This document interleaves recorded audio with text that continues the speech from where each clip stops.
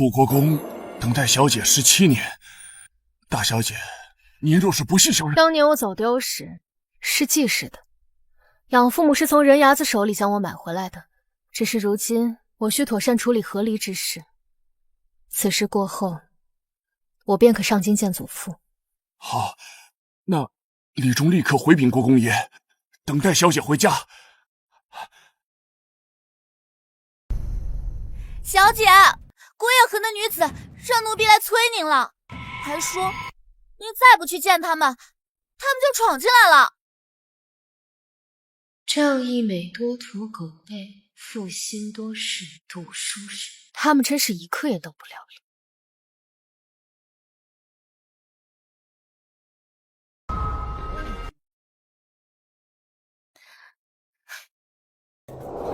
士农工商，商人最为低贱，红蓝羽最为状元之身，你一介商女，只会影响他的仕途，识趣点儿，自请下堂吧。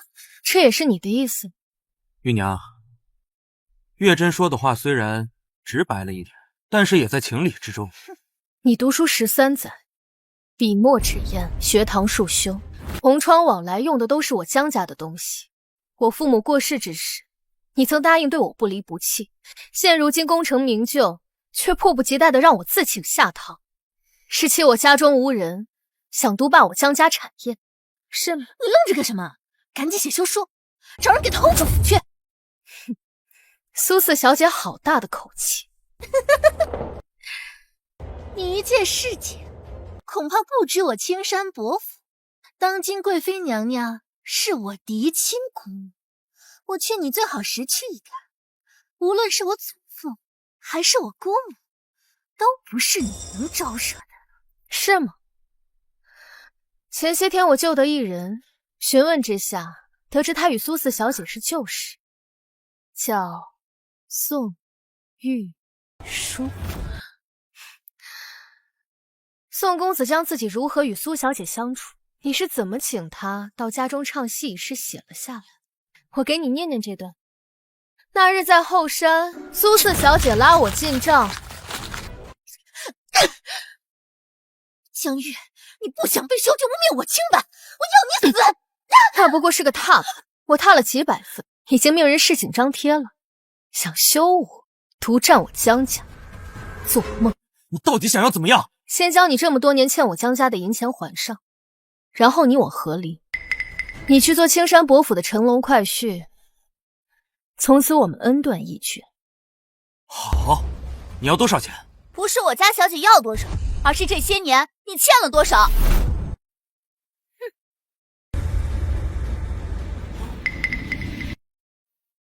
13年连本带息12570两350文，这简直就是狮子大开口。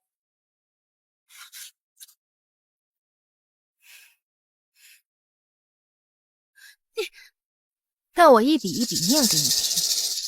上学3年，每年2两；县学府读书，每年8两，一共10年。笔墨纸砚，每年5两。抱身赤够了，月珍，钱。你欠的钱让我还？我又没拉人记账子。江玉这个人说得出做得到，要是不想你的丑事天下皆知，这个钱你不出谁出？哼！夏荷，把杯子丢了。是。江玉，你必须死，今日就死。点过了，足额的。小姐，您别伤心了，是那白眼狼，忘恩负义，不是东西。我不伤心，只是觉得恶心。相处13载，我竟看走了眼。小姐，您怎么知道苏玉珍在外会有姘头？还叫楚国公府的李管家把她给找了出来。齐元洪寒门出身，就算是状元，青山伯府也岂是他能高攀？这青山伯却着急把四小姐嫁给他，甚至不在意他已经成婚，那必是发生了什么。小姐聪慧，如今闹得如此难堪，看他二人还如何成亲。一个做了丑事急需遮掩，一个被扒了层皮才攀上贵妃母家，不会这么轻易放手。呸！婊子配狗，天长地久。小姐，我戳破了苏月珍的丑事，以她的性子，应该是着急派人来灭口。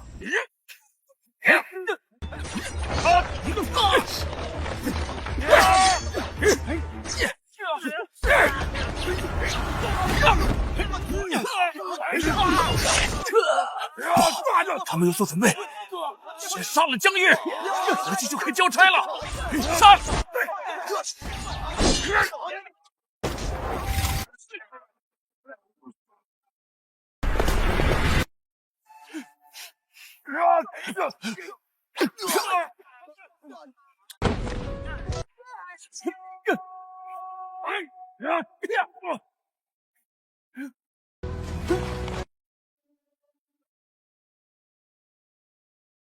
上，都带走。是，安王。安王，六皇子。安王殿下怎会知道今夜的事？你认为是何人要害你？青山伯府四小姐苏月珍。你家家丁早已准备就绪，那说明你对此事早有预料。听闻当今六皇子心思缜密，有勇有谋，今日一见，果然名不虚传。倒不值得吹捧。我把黑冰台安排在此守着，只是为了向江姑娘讨个顺水人情。安王殿下想借这个人情讨什么？江姑娘如此聪慧，江玉对上京之事并不关心。安王若是想拉拢楚国公，找我怕是找错人了。我身在帝王家，有太多的身不由己，而我掌管黑冰台多年，知道太多秘密。下任皇帝不会优待我。若想活命，只有一条路可以选。安王将自己的野心与我和盘托出，今日我若是不站在他的队伍里，他若要杀人灭口，绝不会像苏月珍一般草草了事。无妨，你只需知道，如今后宫太后、皇后、苏贵妃三足鼎立，我若要更进一步，苏贵妃诞下的八皇子，是我必须要迈出去的。青山伯府的苏贵妃，原来安王在这儿等着。安王殿下会不会将自己的夺嫡之路想得太简单了？大皇子康王虽有贤德之名，难道不是一个有力的竞争对手？江姑娘，若是决意辅佐我，那我会告诉你更多；若是不愿，我也不勉强。只是今夜之事，是交由你来审，还是交由我黑冰台给你审出个结果？殿下若当真不想勉强，前面那些话也就不会同我说了。我不勉强，可你没得选。既然如此，今夜之事由我主使，委屈殿下给我做个副手。乐意少。说说吧，别以为青山伯府的人会来救你，这里是黑冰台，可不是我江家小院。既然这样，说与不说，不都还是死吗？死法也分好几种，生不如死，听过吗？六殿下，不知道你们黑冰台都有哪些让人开口说话的法子？法子多了，姑娘想听哪个？那是什么？可以拔牙，也可以拔指甲。那就先拔指甲吧。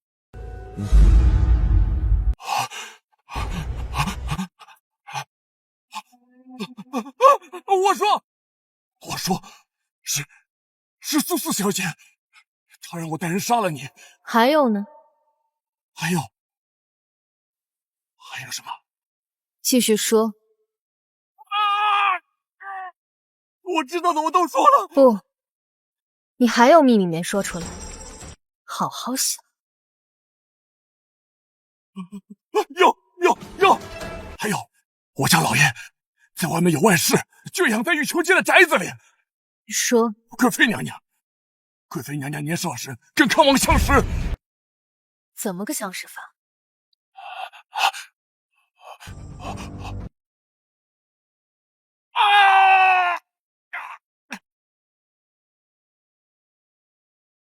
泼水。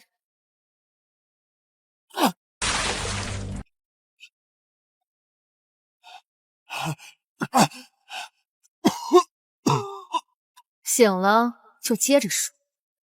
贵妃娘娘一次出游与康王相识，他们私底下相处过一段时间。后来青山伯府卷入了南北绑案中，贵妃娘娘就被送进了宫。这事你怎么知道？我娘以前伺候过贵妃娘娘，我小时候有天睡觉尿急憋醒了，我就听见我娘小声跟我爹说这事儿。你娘知道你听到了此事吗？我当时装作睡觉，后来憋不住，还尿了床。那青山伯和夫人知道他二人的事吗？想来是知道的。把人打死，还给苏四小姐。我知道的我都说了，饶了我，饶了我！安王殿下真是好算计，八皇子很有可能是康王血脉。知道此事后，我若不投靠你，我楚国公府上下几百条人命都别想活。我怎么可能料到你能从一个下人口中审出如此天大的秘密？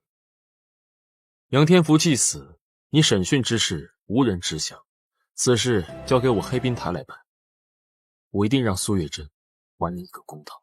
事已至此，小打小闹就没意思了。你想如何？为保我楚国公府，我必须入朝为官。但是什么？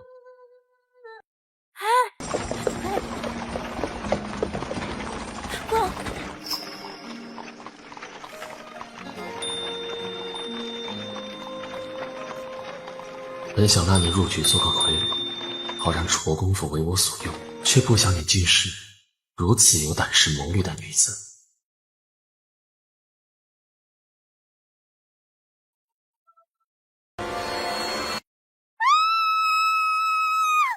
这写了什么？发生什么事？真是没想到呀！青山伯，做出这种事来。就是见过六皇子别说呢。这写的是你家的事儿。今有恶徒齐元洪者，本依韩威之，幸得原配贤妻相助其苦毒，然其狼心狗肺、忘恩负义之极。彼方众荆轲状元，不思糟糠之妻，竟欲另娶青山伯府四小姐苏月珍，且为迎心腹，竟逼原配下堂，其行径之恶劣，令人发指。更甚者，苏月珍蛇蝎心肠，竟纵凶杀死原配。此二人行径之恶劣，天理难容，人神共愤，望天下人共讨之，以正视风，还冤者公道，使此等恶徒受应受之惩处。青山伯，这事儿你家做的可不地道。苏家的小姐是何必要去抢韩本状元呀？人的丢人，这是真的。胡言乱语，胡言乱语，肯定是有小人在背后作祟。哼！去查查这个新科状元启元洪和青山伯在闹什么，满城风雨。儿臣知道事情来龙去脉。说，苏月珍杀江玉之时，我途经此地，救下江姑，逮捕了凶犯。审讯之后，才得知事情。你回到上京也有几日了，为何一直不奏此事？一边是青山伯府四小姐，一边是一介民妇，我劝着江姑娘先放下。只是江姑娘性子如此刚烈，没想到她能以卵击石。这个启元洪是朕钦点的状元，他卷到这个事情，你竟然不放在心上，怎么想的？请父皇治罪。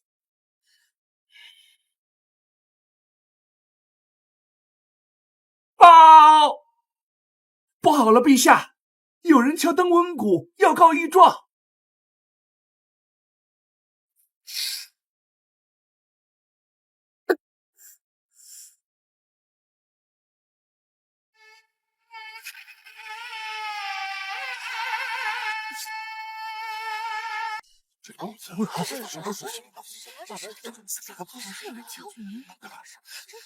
不要命了！干什么的？知道这是什么地方吗？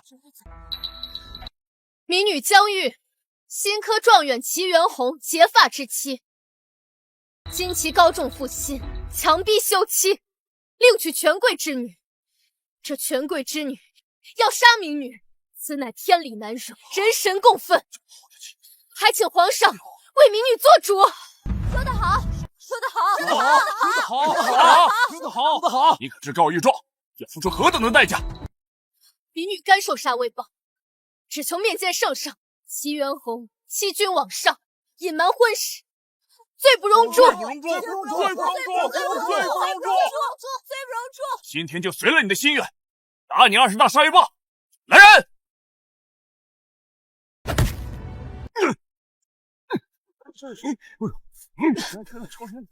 你死干嘛呀？众人狼不是个东西，这些男人却只会欺负女子。官官相护，就会欺负我们这些老百姓。谁说你们打人的？阿王殿下，这是规矩。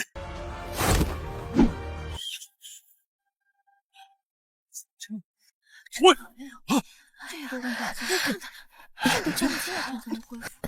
这明显不是吧？对不起，我来晚了。还好，殿下来得及时。阿王殿下，敲灯闻鼓告御状，便是以下犯上。为了防止诬陷，告状之人必先受杀威棒。这怎么就成了我青山伯的规矩了？你是不是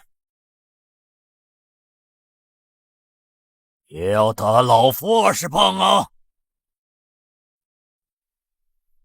哎呦，楚国公，您说笑了。近来身体可好啊？还死不了。看来楚国公对我有意见，有意见直言不妨，何必说这个气话？那青山伯欺负我楚国公府人的时候，你可曾说了？这话是什么意思？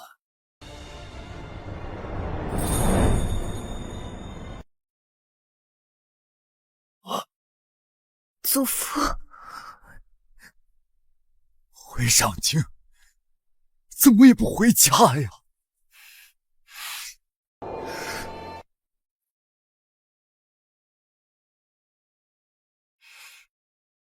苏四小姐说，她的姑姑是贵妃娘娘，碾死我家就像碾死一只蚂蚁一样简单。孙女不想连累楚国公府上下，请原谅孙女不孝。孩子，你受苦了，快起来，快起来！这可人啊，这都站不稳了，看着打的是我劲。楚国公这父皇命我即刻将人带入朕青山堡，你可是要拦我？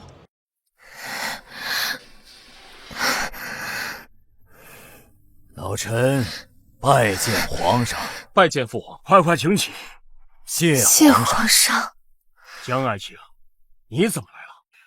来人，快赐座。老臣谢皇上赐座。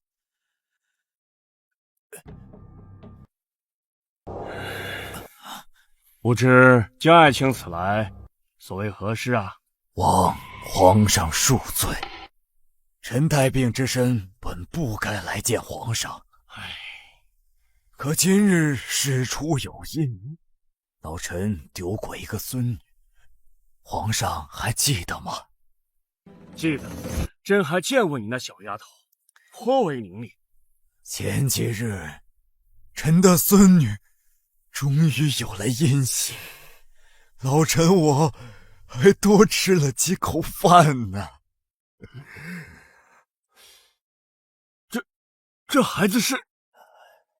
皇上，我这孙女她命苦啊，嫁了一个读书人，盼望着当了状元，可是等来的是一只河狸树，河狸也就算了，可他们还是要杀了我的孙女啊！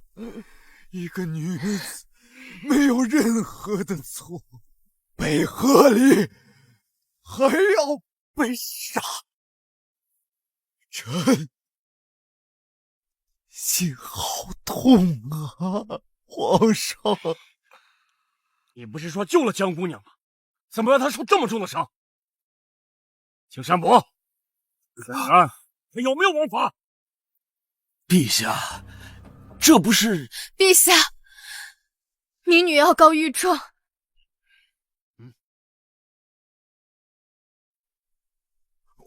误会呀，全是误会呀！陛下，臣不知道她是楚国公丢失的孙女啊。青山伯，你的意思是，如果她是民间的女子，你就可以任意护卫吗？臣有罪。这样吧，将事关之人都带到殿前。朕也想见见那抛弃糟糠的状元郎和纵凶杀人的苏家贵女。是，父皇。臣女被迫和离，虽有怨气，却也只当自己时运不济。本想就此了结，但齐元洪和苏四小姐想要臣女的命，这口气臣女不能忍。齐元洪，新科状元，未来国志栋梁，却是如此品行，臣女便是舍下这一条命，也要将这负心薄幸之人告到御前。楚国公，你这孙女有你当年的风范呀！皇上，臣的儿子、孙子都不成器。当年我就看着孩子聪明伶俐，我本来想亲自教导，哪知没几天他就丢了。唉，今日之事，朕必为江玉讨回公道。老臣代表孙女谢皇上了。臣女有几句妄言，恳请皇上恕臣女大胆。有什么话也尽管说。臣女读史书常在想，秦王朝为何短短2世就灭亡了？哦，起来会话。谢陛下。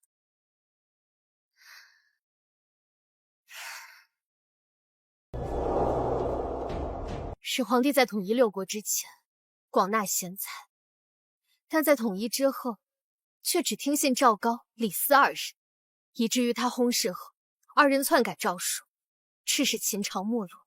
始皇帝也落得与臭鱼同城，此事皆因这2人无德所致。2人篡改诏书，致使秦朝没落，始皇帝也落得与臭鱼同城，此事皆因这2人无德所致。所以臣女以为，朝堂选拔官员，应以德为先。臣女妄言，望陛下恕罪。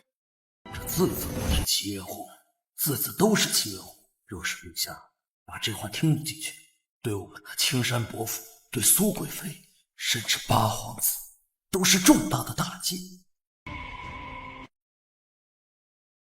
臣有罪。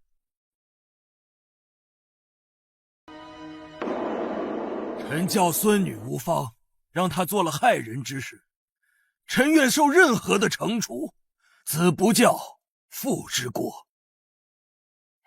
都是臣。皇上，臣女对子不教父之过有些不一样的理解。你自说来。臣女以为，教养更多的是家庭熏陶，是在潜移默化中完成。孩子生来便是一张白纸，行为都是跟身边之人学。若是近亲之人没有德行，孩子即便被教导了礼、义、忠、信，却也很难做到。歹竹实难出好叟，让这样的人在朝中任职，无论职位大小，终将酿成大祸，扰乱朝纲。那依你以为，该如何考察德行？臣女以为，为官者至少3代之内没有作奸犯科之人，若有1人有作奸犯科之为，其子孙不得为官。江玉，你可不要得理不饶人。若非我当日恰巧经过，救下江女，她现在已经喝了孟婆汤，过了奈何桥。苏月珍，你当日可有饶过她？祁元洪德行有愧，不配状元之位，不是其状元之官，革其官职，得其3代之内不得参加科考，不得为官。苏月珍纵凶杀人，见其被害者无碍，则参使杖刑30。闭嘴！邢山伯管教家人不严，免其为国家操劳多年，罚俸2年，以儆效尤。雷霆雨露皆是君恩。祖父，明日我若是在菜市口被杖刑，且不说我受不受得住，咱们青山伯父还有贵妃娘娘的脸面出尽了。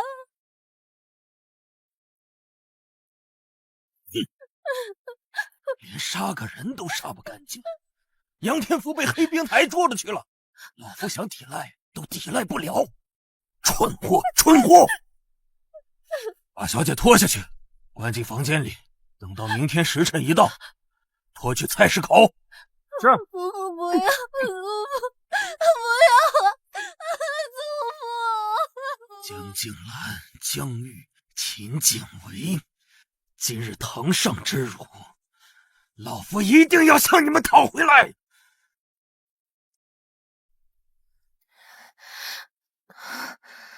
跪下！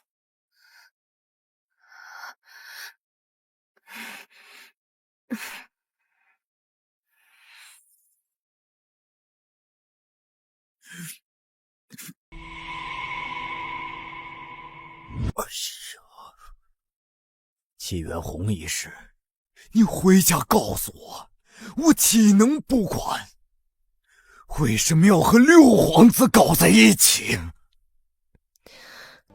苏月珍派来杀我之人叫杨天福，我们询问之下，他说贵妃娘娘与康王殿下有染，江玉死不足惜，可我不能连累楚国公府上下。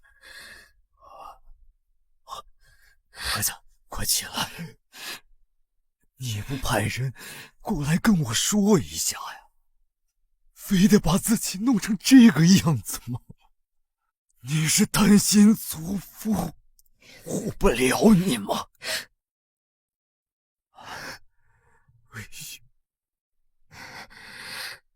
因这祁元洪一事得罪青山伯父，是板上钉钉了，我并未答应安王什么。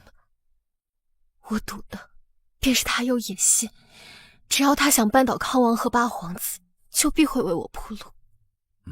事成之后，只要您不认下我这个孙女，您就不至于与贵妃娘娘交恶。孩子呀，你很聪慧，为何就不是一个男孩呢？祖父不怪我了。不怪，你小的时候就聪慧。你第一次喊我祖父的时候啊，就像一个小豆芽，歪歪斜斜，咯吱咯吱往我面前走，嘴里还清晰地喊着我祖父。你不知道，我又奇怪又高兴啊！你不知道，那个时候你多招人稀罕啊！我现在也招人稀罕。孩子，还疼吗？不疼。九江御史当真只是路过？是。您命我南下调查私盐一案，线索回到京中。我是回京的途中才录遇此事的。那你当时是否知道他是楚国公府的嫡长女？不知，儿臣也是刚刚在登文谷前才得知此事。可是非常得意，自己救对了人，卖楚国公府一个天大的人情。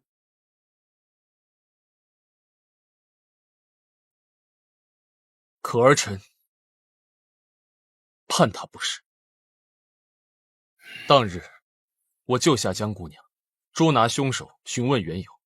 江姑娘女中豪杰，倾国之资，令儿臣心动。行了，起来吧。江玉是高门嫡女，联姻是最好的选择。她虽是和离，你若不介意，朕一样为你们赐婚。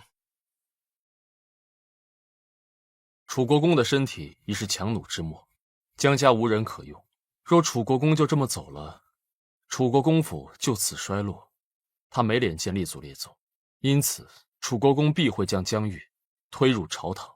父皇今日也见了他的才能，位居朝堂，并无不可。可朝堂之上，并无女官。可大前律法却说，女子可以为官。楚国公若真推举了，父皇应当如何？您能拒绝吗？当日我既愿意接手黑滨台，便对朝中之事没有算盘。如今面对新月之人，也只能形同陌路了。朕若赐婚，江家岂能此拒？可他的才能不该被困于宅院之中。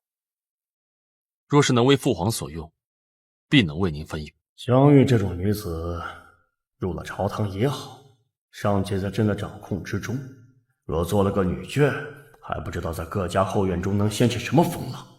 还好这老六拎得清，如果他执意求娶，我非得剪光他的羽翼不可。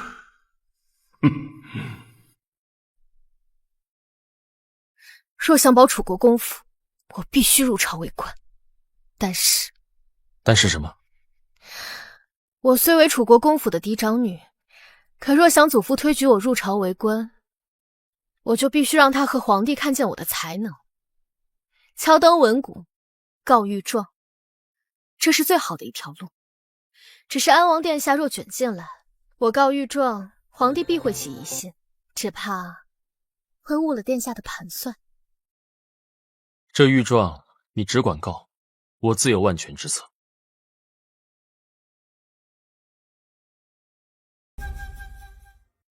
大少爷到。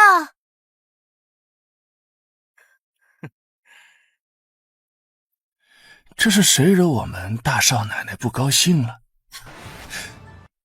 现在都火烧眉毛了，你还天天在外面鬼混。每次我来，你都眼睛不是眼睛，鼻子不是鼻子的。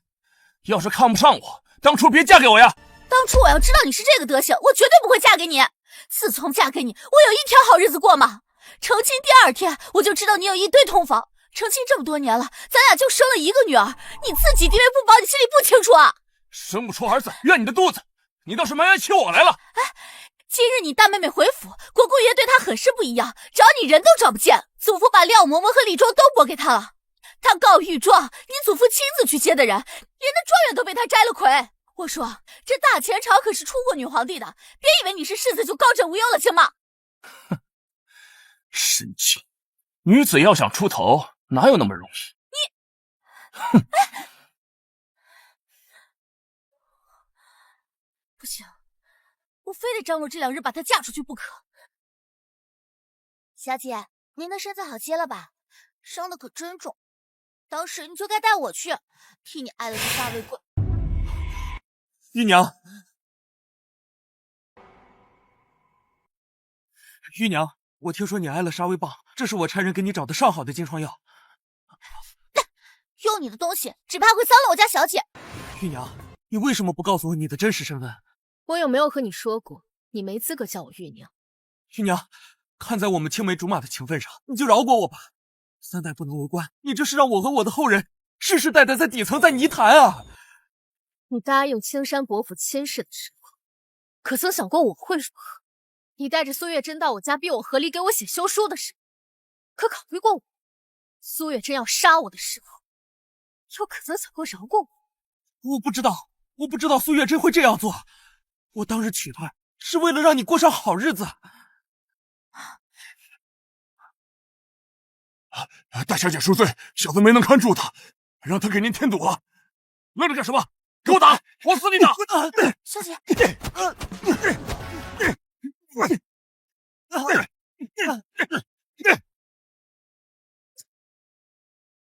小姐，这怎么办？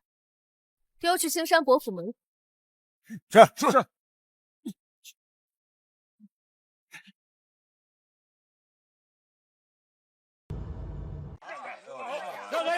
活该！去死吧你！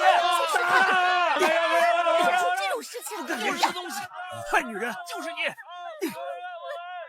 打死他！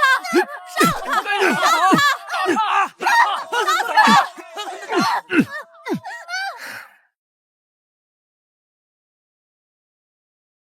今日我前来，不想让人知道。殿下可是要我还人情了？不是。打死他！杀了他！自不足惜的活该呀！活该！打死他！活该！这活该！打死他！打！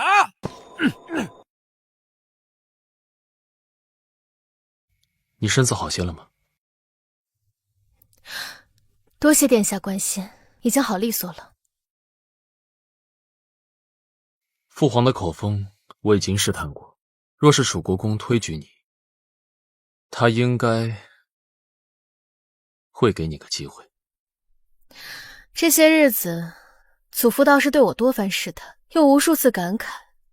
可惜我不是个男孩，他还在犹豫。可他没时间犹豫了。为什么？还记得苏贵妃与康王的事情吗？什么意思？他那一党有个叫孔文杰的，去年因贪墨被查，前些天他家中的几艘船被卖到了上清。卖给谁了？你大哥。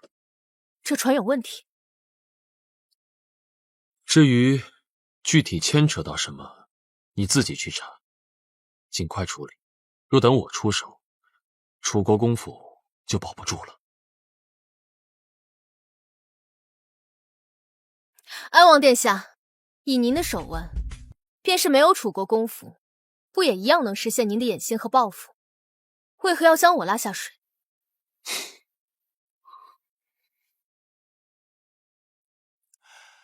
关于这几艘船的事情，我会查清楚的。去办吧。是。哎呀，大妹妹，我就知道你今日会来悦来茶楼。苏家四小姐落得这个下场，只怕往后我们和青山伯府是要结下梁子了。嫂子怎么也来凑这个热闹了？自从大妹妹回家之后，祖父时不时的就同妹妹一起用晚膳，看来这国公爷是十分看重妹妹的。我便托娘家呀给妹妹寻了门亲事。我姨丈的兄弟去年夫人去世了，如今守孝满1年了，刚好要续弦。他是朝中的五品官员，妹妹你这和离归家也算是相称。婚姻之事，父母之命。嫂子若想给我说门婚事，不如同祖父说去啊。江玉还有事，先行告辞了。这女子出头哪有那么容易？这1000年来才出了一个女皇帝。你这大小姐从小在市井长大，就算聪明那也是小聪明。我丈夫江家荣才是楚国公府的世子，这还轮不到你一个小丫头片子说了算。不行，我一定要尽快把你给嫁出去。安卫已经观察了那艘船一天，发现从上面卸下的10几包货物有些问题，说是布匹，就见那些船工搬的时候看着十分笨重。安卫偷偷的打开看了一下，就见货物的上面和下面都是布匹，但是中间装着一层盐。犯私盐，这可是祸及满门的死罪。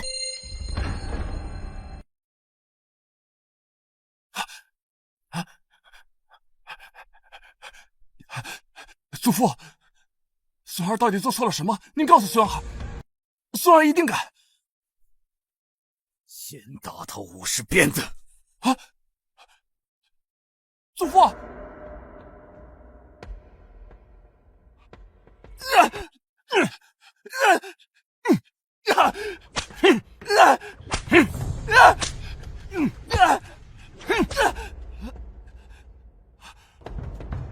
你买的那几条船犯了私盐，知道吗？你买的那几条船犯了私盐，知道吗？祖父，我不知道什么私盐。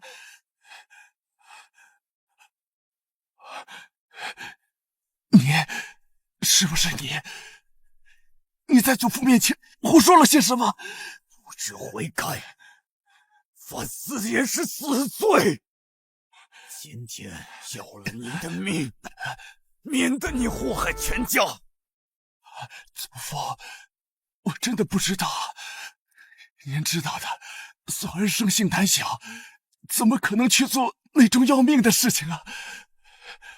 那你把卖船的事情说清楚，事无巨细，一点也不能说错细节。就是那日，我去启梦楼，老鸨蓝牡丹拽着我说让我评评理，说那人有几船货物欠嫖资不还，我过去帮腔了几句，那人便哭丧着说他的姑父是江州转运使孔文杰，自从他被杀之后，便没有人敢跟他做生意了，现在是空有船，但却赚不了钱。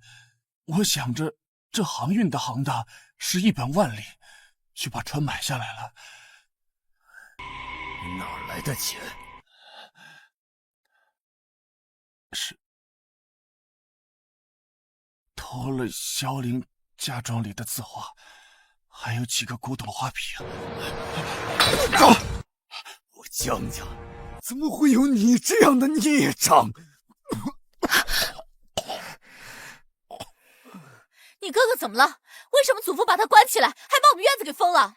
大嫂，没有大事，祖父是想趁着这2日身体好，好好诊治大哥。我听说他是偷了我的嫁妆，那是我们2口子的事情，与你有何干系啊？再说我还没说话呢，轮得到你做主了？我告诉你，你哥哥可是楚国公府的世子爷。这次的事是大哥做的有些过了，我还有事先走了。你今儿不把你哥放出来，你别想出这个门。李忠，送大嫂回院子。行吧。哎，你是想把我也给关起来是吧？也好，那就把大嫂也关起来。是，小姐。哎，江玉，图谋不轨！你是不是以为我娘家没人，你就在这里耍威风，是不是？你给我放开！安王殿下好快的速度，我才刚查到此事与谁有关系，这几人就被你带来了。这人必须要杀，不能留活口。这种事我做惯了，你就别沾手了。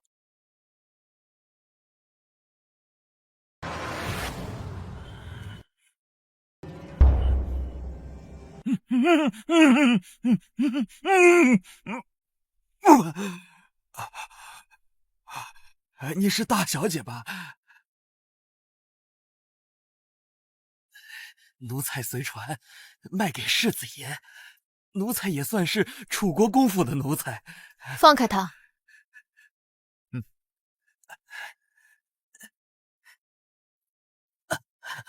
谢大小姐，谢大小姐。为什么要把船卖给我家？不是世子爷将我们一并买下的吗？你做了什么事情，自己心里清楚。你的命肯定是要没了。至于要不要为了保住你主家的秘密而牺牲自己的儿子，你最好掂量清楚。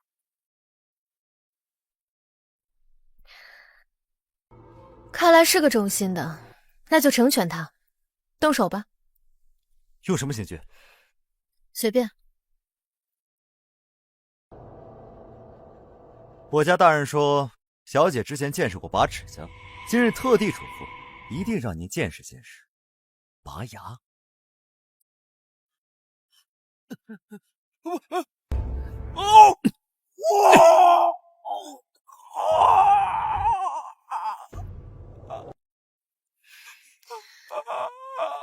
小孩子的牙是不是更好拔一些？小的还没拔过10岁孩子的牙呢，等抓到他儿子，小的试试。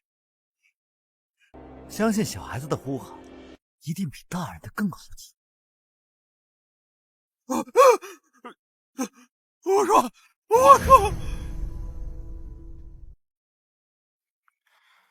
还吃得下吗？还是说叫人先送你回府，之后再审？这有何吃不下的？没想到你一个女子，下手倒是挺利落。不是你让他们叫我长长见识吗？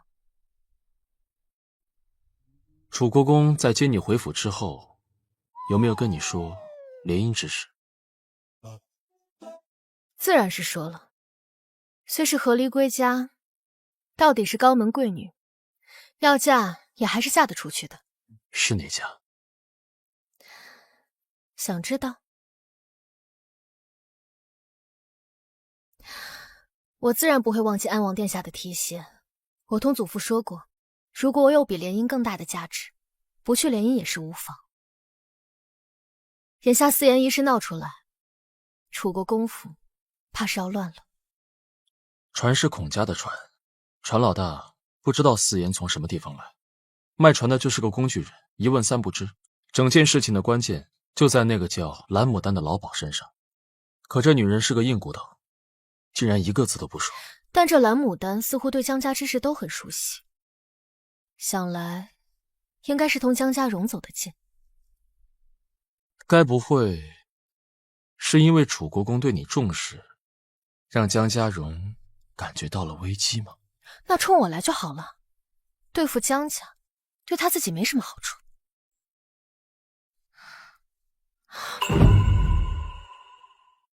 我记得回家之后，娘好像和我提过，这个大哥打小和他就不是很亲。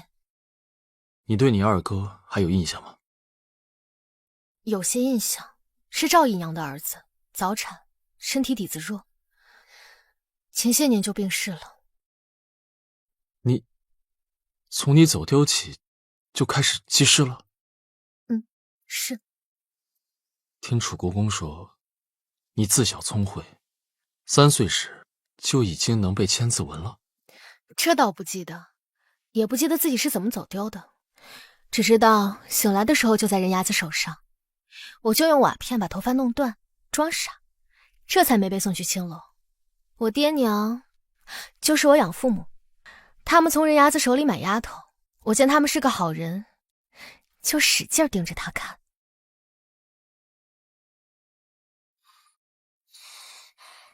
我娘心软，就把我买回去了，当亲闺女养着。若非你聪明，若非他们人好，都已经过去了。此事该不会是人为吧？小姐，你总算回来了。赵姨娘白天来了好几次了。赵姨娘，她来做什么？问世子爷现在怎么样了？夏荷，你知道这赵姨娘什么来历吗？您不在的时候，我和廖嬷嬷打听过了，说是赵姨娘是您父亲婚前的相好。青楼女子。老爷要纳入府，国公爷不同意，国公爷为这事儿还差点打死老爷。成婚之后，老爷还是纳了她。好在赵姨娘虽然得宠，但不骄纵，同夫人没什么矛盾。赵姨娘的孩子要是还在，应该和大哥年龄相仿吧？何止年龄相仿，两人是一天生的。一天生的？说是赵姨娘难产，碰上夫人生产，老爷非要让给夫人接生的稳婆去给赵姨娘接生，闹了通大的。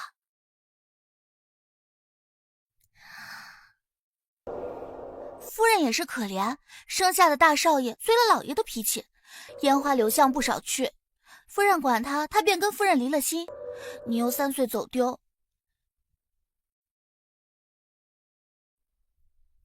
祖父，您今日的咳嗽比前几日厉害，此事你也别太忧虑，会有办法解决的。回话了吗？什么都没审出来，得仔细查他和大哥的关系，才能知道大哥到底参与了多少。查，一定要查清楚。好，还有一事，你就直说吧。我刚才回来，夏荷说赵姨娘来找过我几次，说是关心大哥的情况，她好像格外在意大哥。你接着说。大哥和二哥是同一天出生的，因为稳婆的事情，场面混乱。听闻二哥在世时，赵姨娘也鲜少去看他，对二哥的子嗣也并不关心，所以我猜测他们的身份是不是被互换了？祖父，祖父。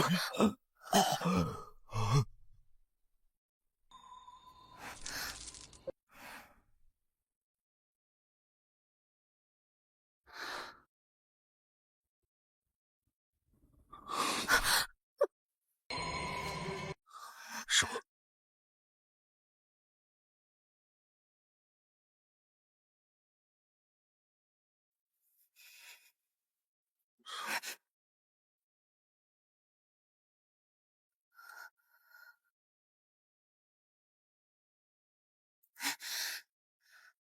安王殿下三更半夜闯入我的闺房之中，成何体统？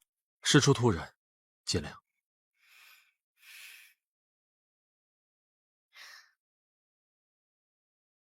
查到线索了。你大哥身边的常福每个月都会去荣春堂买一份药，虽然每次药方不同，但每次总有穿屋。赵姨娘经常去灵岩寺旁边的百草堂买药，也是药方不同，但每次总有一味草屋。老鸨蓝牡丹常去西城的逍遥铺买犀角。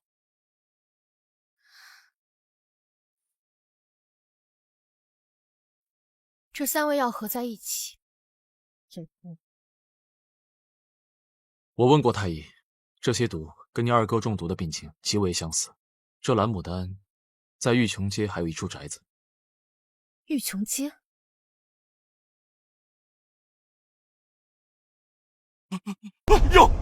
有！还有，我家老爷在外面有外室，就养在玉琼街的宅子里。蓝牡丹是青山伯的人。这私盐一案牵扯面极广，你们尽早摘出去。接私盐的人里，还有江陵侯府。江陵侯府，我大嫂张香菱的娘家。若你大哥确非为嫡子，那他们江陵侯府一定会找你们讨个说法。你们一定要早些切割，我来收尾，能保你们江家无虞。汉王殿下如此尽心尽力，我若再不向你效忠，倒显得我不识抬举了。这只是我的私心，你不必在意。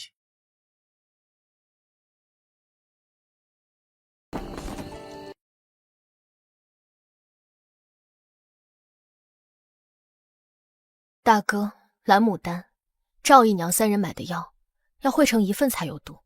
大哥必定清楚自己的身份。至于蓝牡丹背后之人，虽没有证据，但很可能是青山伯。因孙女与青山伯府结怨，差点害死楚国公府上下。此事与你有什么关系？都是你大哥晃的。青山伯心狠手辣，你能提前发现此事，已经是不幸中的万幸了。不过，这青山伯府不缺银两，他为何会做这足以灭族之事啊？寻常百姓犯私盐，是被生计逼得走投无路，但高门大户这么做，就只有一个原因：造反。康王年近40，陛下身体还康健，不走险棋，不可能继承大统。康王另有谋划，青山伯府便借着私盐一案，想嫁祸于我们，目的就是要扳倒我们。可惜蓝牡丹不肯说出背后之人，要设自尽了。顾公爷，大小姐，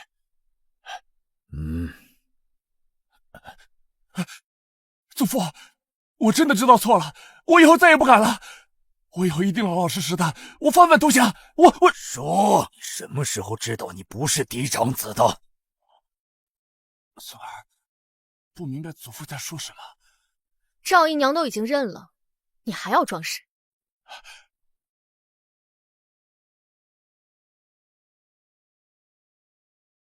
？6岁，你可是自己被蓝牡丹设计了，他卖船给你，目的就是要让江家满门因犯私盐而被抄斩。我不知道。我知道祖父瞧不上我，只是因为我是嫡出的身份，所以才立我为世子。我太想做出点成绩，让祖父对我刮目相看了。那你可知蓝牡丹与青山博士何关系？看来他并不清楚此事。当日我到底是如何走丢的？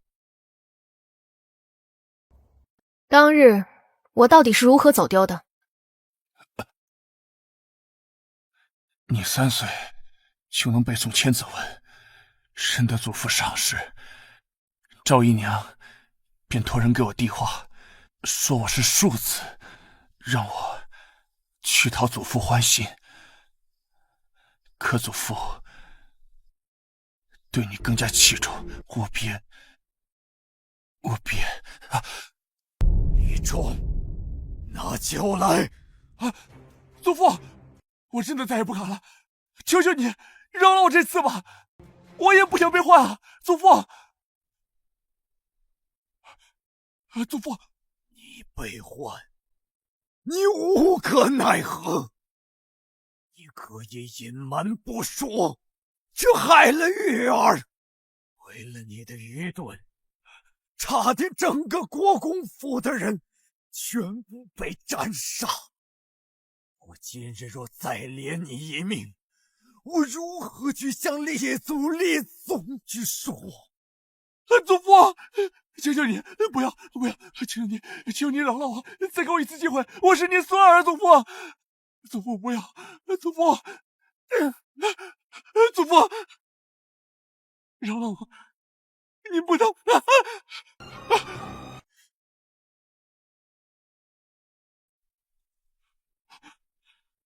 祖父。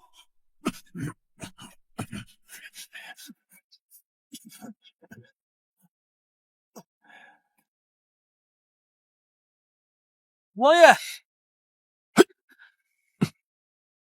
何事？这是今日一人塞到小人手里的。可以收网了，准备一下，我要入宫。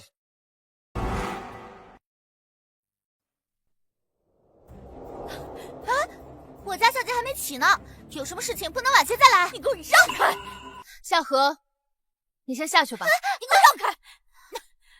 好你个江月！江月，你嫉妒你大哥是世子，就栽赃他不是嫡长子是吧？昨日抓来的赵姨娘那房的人，李嬷嬷都交代过了。当年赵姨娘买通我娘找来的稳婆，在我娘生产当日，赵姨娘喝下催产药，与我娘同日生子，还教唆我爹把我娘的稳婆找来，稳婆两边跑，就是为了调换孩子。不可能，这不可能，这不可能！江月，都是你！自打你进府之后，这府里的事情一件接着一件。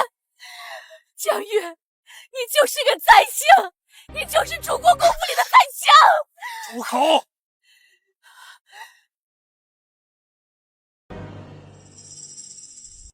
梁家柔谋害嫡子，昨天晚上就自杀了。什么？这不可能的！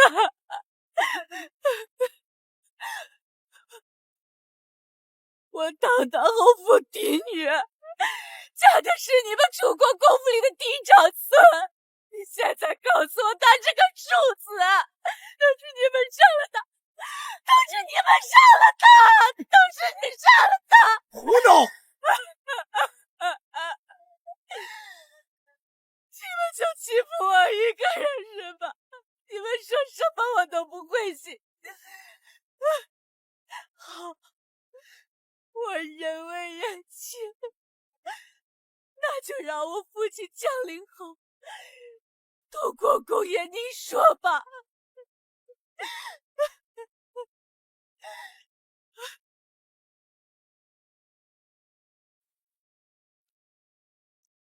胆大妄为！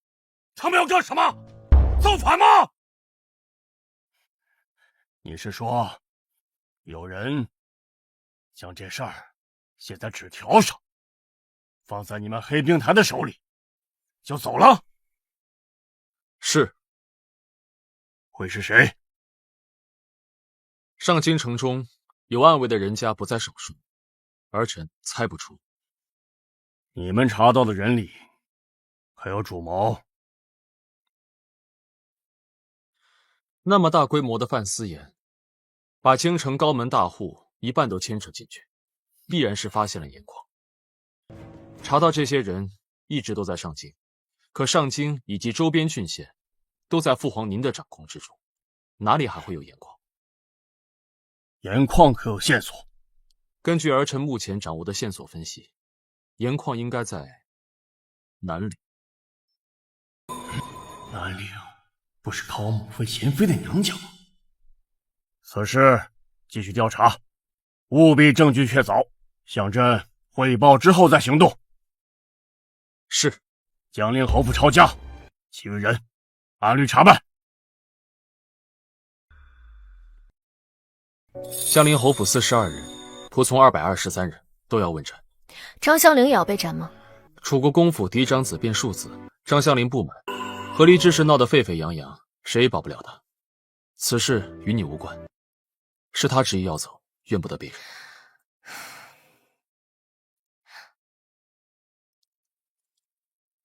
安王殿下，楚国公就不要折煞我了。若非安王殿下放我们一马，如今被斩的就是我楚国公府了。楚国公心系大钱，我父皇心中自有定夺。此事你们本来是被殃及，只可惜我未能找出青山伯府嫁祸的证据，但此事一定会水落石出的。楚国公莫急，我一定给你一个交代。江家柔已死，我楚国公府后继无人。江玉虽是女子，但聪慧过人，行事果决，有勇有谋。楚国公若推举她入朝，可保楚国公府50年内不生变数。殿下愿意？此事为何要问我的意愿？若江宇入了朝堂，你应该知道，从此以后你们二人断无可能。老夫虽然上了年纪，但也知道有几斤几两。若安王只是为保全一门忠烈，大可不必这样做。祖父，我与殿下绝无私情，私盐一案的处置，江玉没有私心。是，我奉旨调查私盐一案。我大哥和苏贵妃视我为眼中钉，与江玉合作，实属是无奈之举。若不是事出有因，我一定不会把他牵扯进来。老夫明白了。来，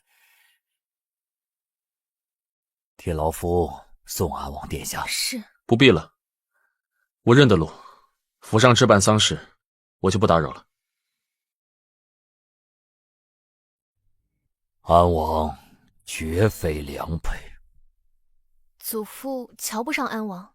安王是宫女所出，若不是睿亲王赵府，他连做黑冰台的机会都没有。如今做了酷吏，绝无入主东宫之可能。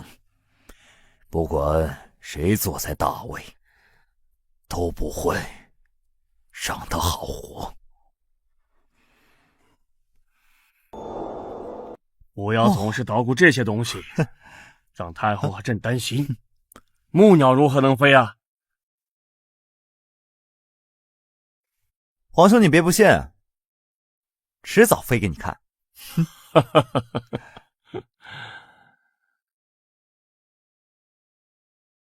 儿臣叩见父皇。起来吧。拜见皇叔。你们聊你们的，我先去见见太后。去吧。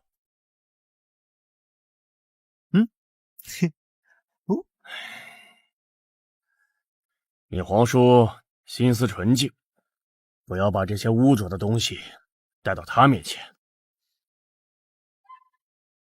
儿臣明白。小姐，这上京城开的花都跟咱们那儿不一样。您看，漂亮极了。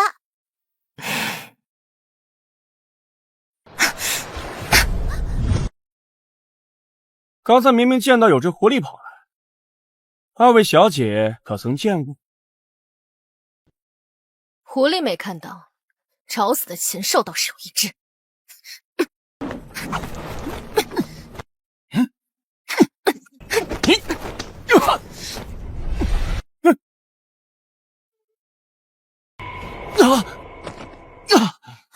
小姐，你没事吧？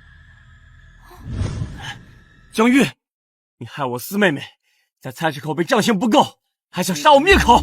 看来青山伯府的家教便是有倒打一耙这一条。废话少说，今日我要为我四妹妹报仇！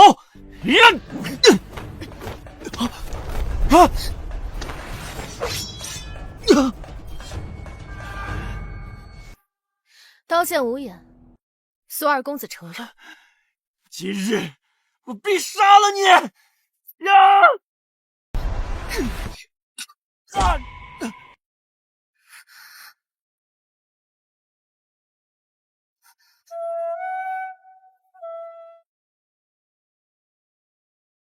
你还好吧？无碍。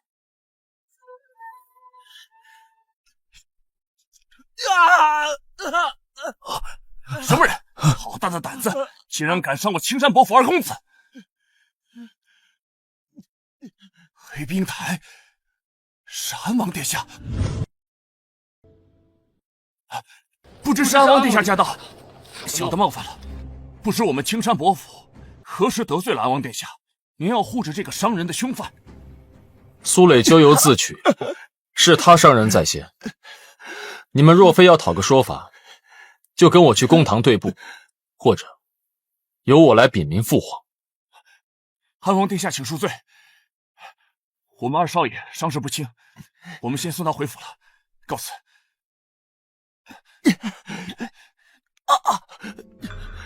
退下吧。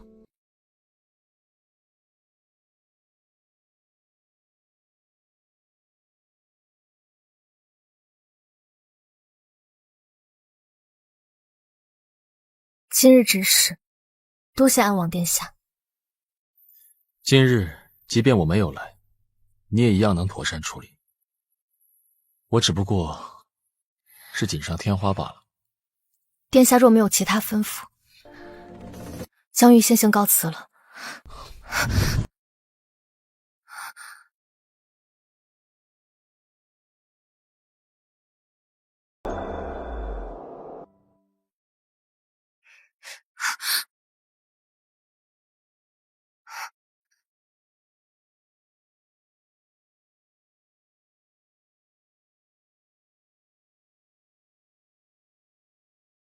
这是我在庙里跟你求的平安符，它能保你前程似锦，官运亨通。那老和尚说，你是个女子，如何能官运亨通？真是头发短，见识也短。安王殿下，男女授受不亲，以后还是莫要做这些让人误会的事。没有误会，我心悦于你，所以我一直惦记着你。这符我不能收。我知道你的胸怀在庙堂之高，在江湖之远，独独不在儿女情长。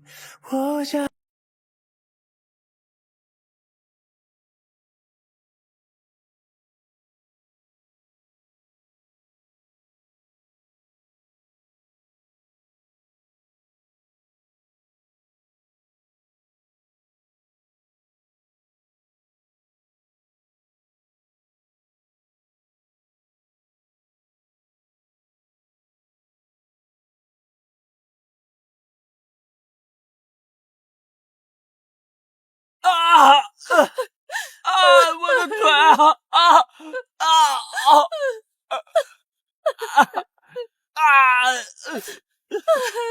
伯爷，二少爷的腿怕是治不好了。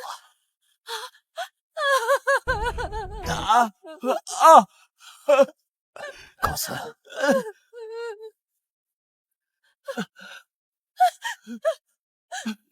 父亲，雷儿是被楚国公府的江玉弄伤的，还求父亲做主，杀了江玉。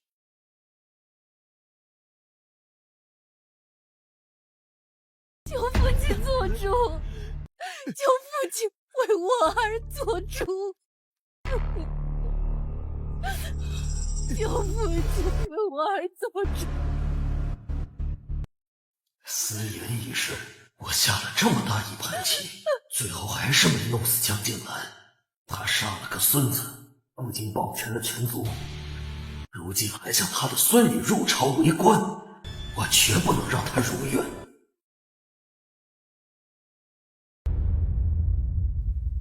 老臣拜见皇上。爱卿，爱卿啊，你这折子是什么意思？皇上，老臣家里出的事情，您知道了吧？惭愧，嫡子被庶子换了，嫡子又英年早逝，老臣无脸见人啊！家家都有本难念的经，谁没有个治家不严的时候啊？可老臣没有后继之人呐。皇上你也知道，臣的孙子那德行，别说让他光耀门庭了，他不给臣惹事已经够好的了。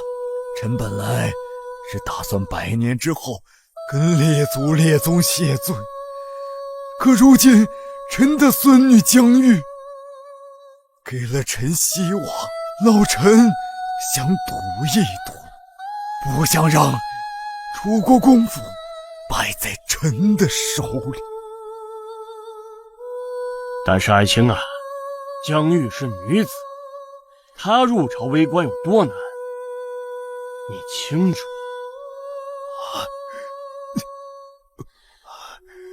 皇上，老臣知道他的前途艰难，可老臣死不瞑目啊，皇上！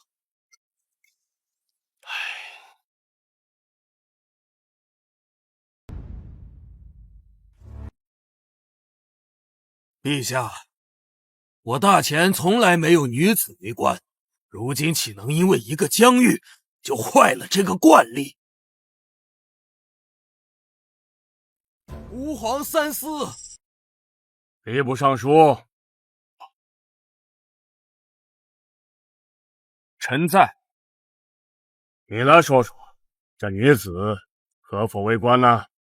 回陛下，依大前律法，这女子可以为官。那得同天下男子一样，参加科举。今年的科举早就结束了，让她等到3年后吧。举荐也是可以，经吏部考核之后，方可为官。那就一律去办吧。遵旨。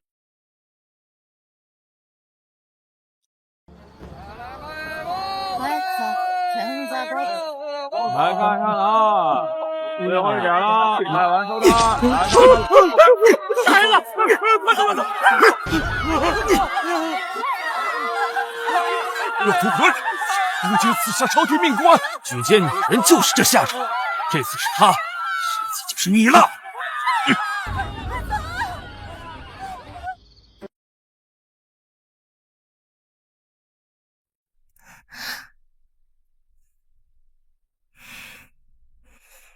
安王殿下真的挺爱做这些上不了台面的事。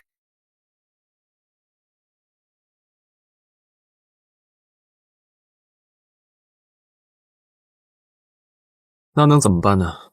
总不好光明正大的拜访你吧。现在整个上京因为你都乱成一锅粥了。吏部尚书被恐吓，考核你的吏部官员人人自危，还有人拿很难的考核逼主考官用。难呢，很难的题，考父皇顺水推舟准了，但命我追查恐吓一事。只是那送考题的人死了，线索也就断了。考题很难？难，非常难。那就好，如此通过，就不会有人再质疑我了。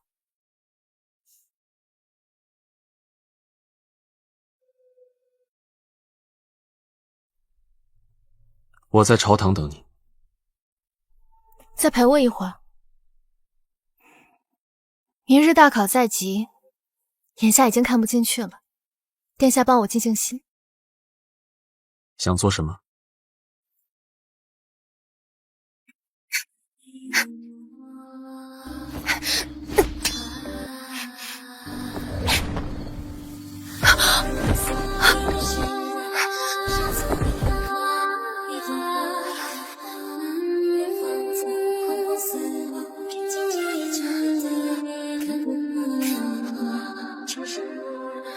时候不早了，殿下赶紧回去歇息吧。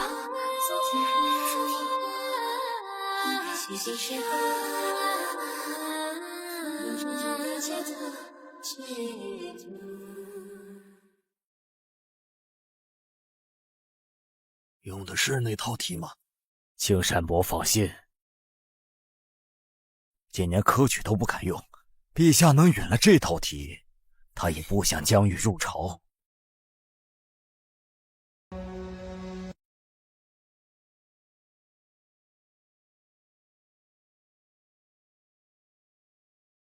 这江玉功底深厚，见解独到，行文简洁，条理清晰而不失文采，是老夫见过最赏心悦目的试卷了。这试题比先前的科举还要难上一样。不过，若是您的孙女今年参加科举，这状元怕是要换人了。那齐元洪就是与他合力的。起来吧。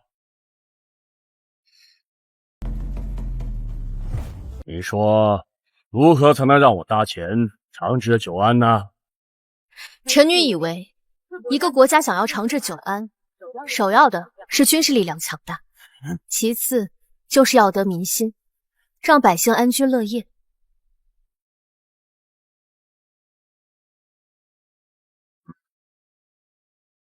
爱卿以为如何？江玉之言，臣受益良多。爱卿以为，江玉入朝中该给何等官职啊？户部掌管钱粮经济，女子心细，更能发挥出能力。今年国库空虚，几个大型贪污案件查到现在都没有结果，我在户部势力又薄弱，江玉去户部，只怕举步难进了。户部还有空缺？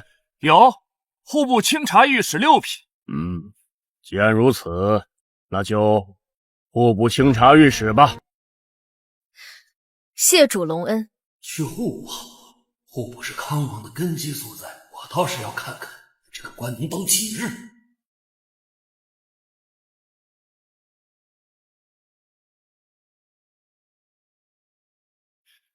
夫君，恭喜啊！你的前妻楚国公府大小姐江玉，今日通过了吏部考核，皇上亲口赐官户部清查御史6品。玉娘跟我已成往事，她的事不必跟我提。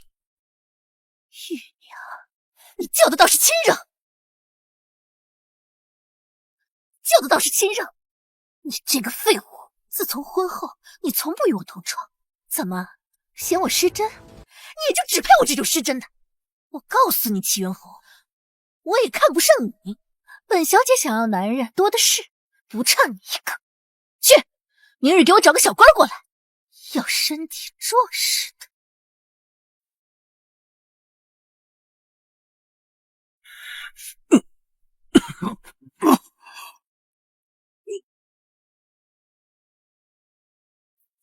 汤大人说，您先去价格库整理经年文书，慢慢了解户部各项事务。是。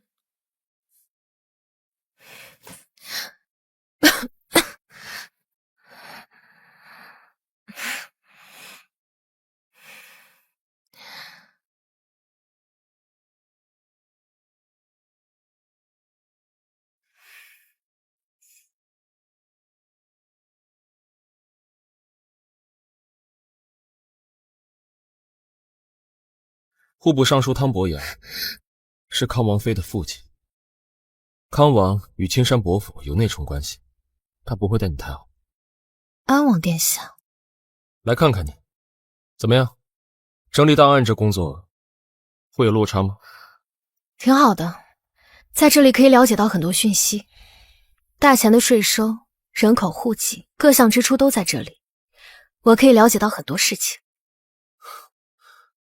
和我打上官腔了？丞相为何会推举我来户部？他与康王可不是一路人。吏部尚书被恐吓一事，十有八九是青山伯。与其坐以待毙，不如主动出击。是你安排的？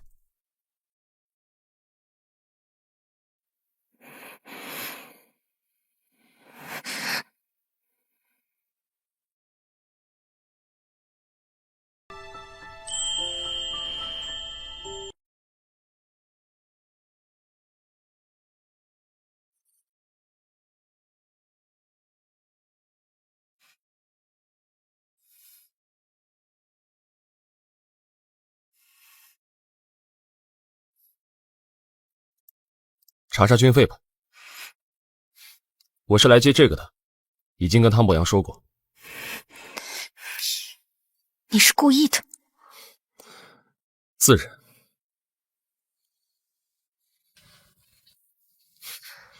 眼看着我要吻他，却没赌。江宇，我在你心中到底也是有些不一样了。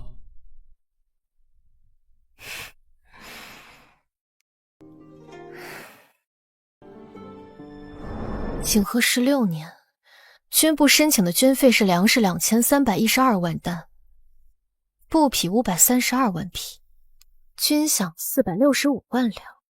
之后的军费每一年都在涨，到了今年，粮食都涨到了3900万担，布匹762万匹，军饷682万两。可这几年没有战争，无需扩充军力，这太奇怪了。景和17年，长矛的申报数量是12万支，需要72万斤铁，也就是说，一把长矛需要6斤铁。但是到了景和18年，平均每支长矛多出了半斤铁。不仅如此，其他兵器和铠甲的用铁也多了，总共多384万斤，折合银子5万多两。铁器司打造一支长矛只需6斤铁。余下的兵器、铠甲需要的铁，这里也都写了。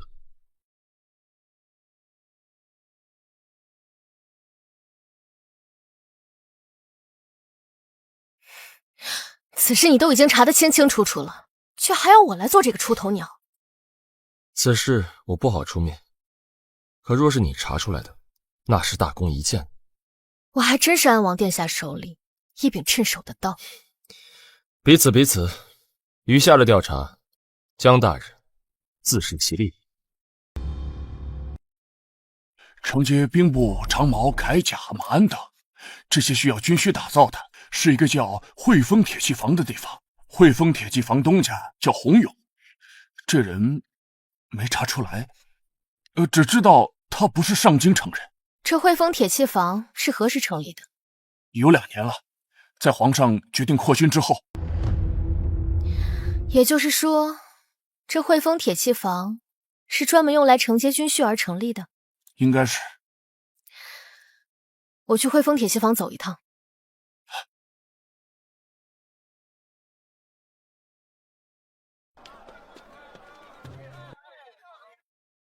江大人，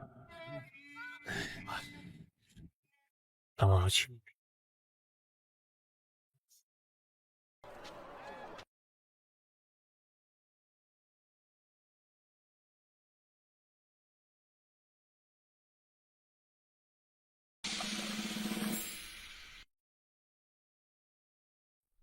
你这身装扮，我险些没认出来。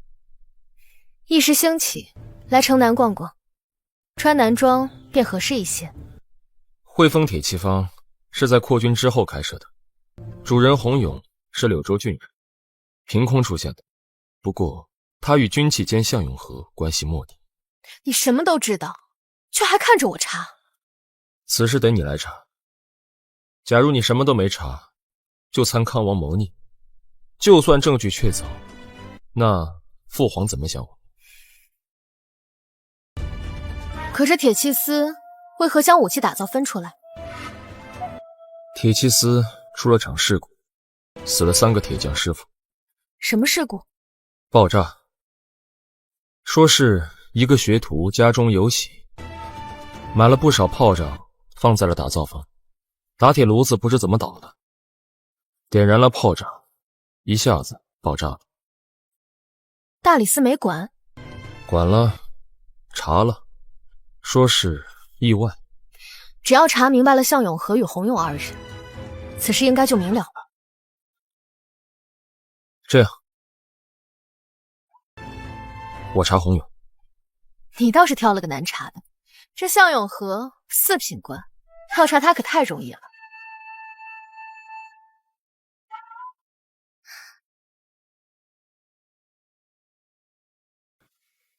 以后你的人找我用这个，我的人找你议事。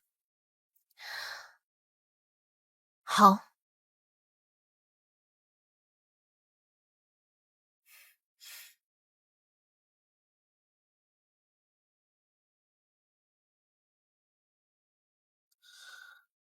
怎么，想坐下来陪我喝2杯茶？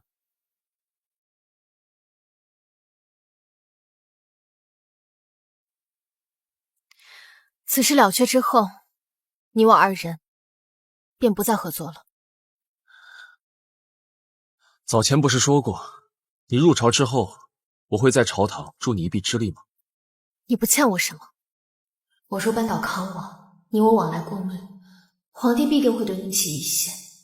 我不想你因为我而失了往后的算计。他朝你若为帝，我愿向你效忠。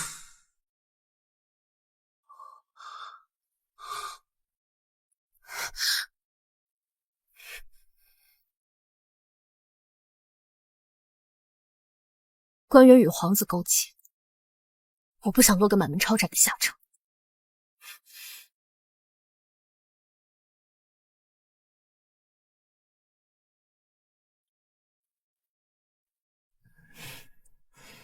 祖父觉得如何？一个字：俊。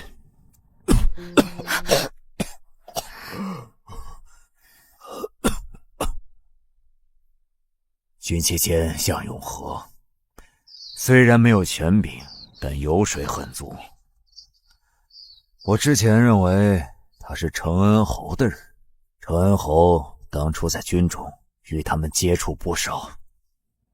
但是承恩侯为什么要做这件事？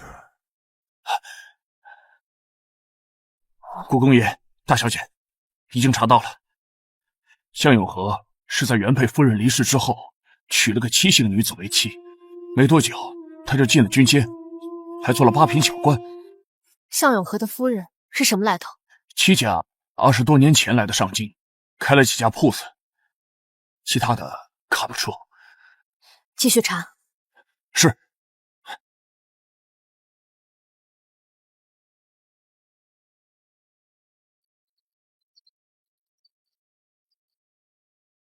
安王传信约您见面。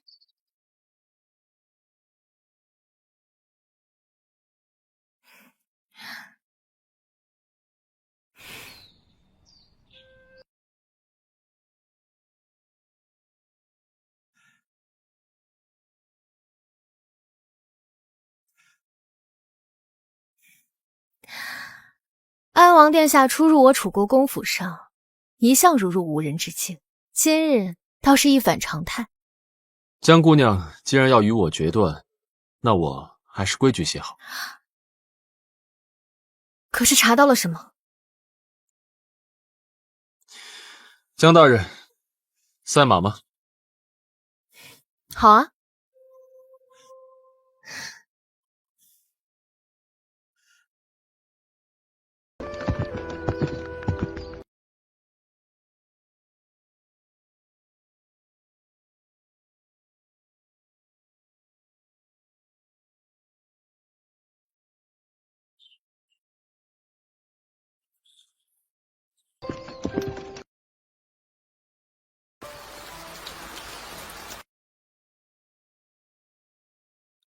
江大人马术不错，比不上安王殿下。对本王来说，骑马也是保命手段之一。人生在世，能为命运挣扎也是幸事。江大人也会为命运挣扎吗？殿下查到了什么？军器监向永和的夫人，是我大哥康王的表妹。此事外人几乎不知。另外，听闻明日户部尚书汤伯阳要为他母亲寿诞设宴，邀请你了。是。康王也去，小心点。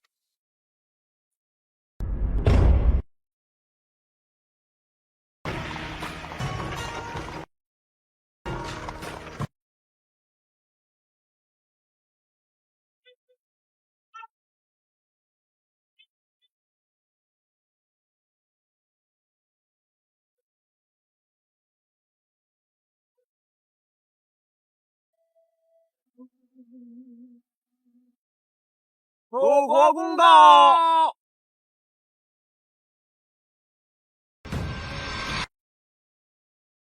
见过康王。康王妃，给我们免礼吧。这位就是楚国公府的大小姐了。臣见过康王殿下。一直都听说江大人巾帼不让须眉，今日一见，果然与众不同。都是谬赞。楚国公，你这孙女儿不减你当年的风采。她还年轻，还需要多多担待。时间不早了，大家请入席。请。感谢诸位大驾光临，老夫敬诸位一杯。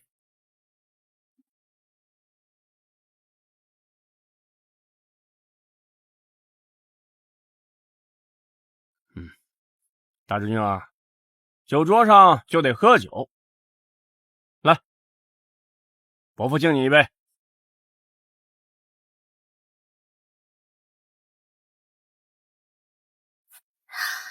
不知伯父好酒是我的不是。早听闻安陵侯好美酒，不如本王陪你喝一杯如何？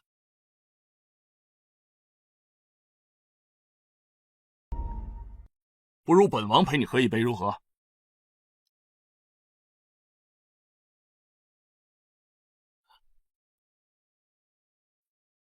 去拿个酒杯过来。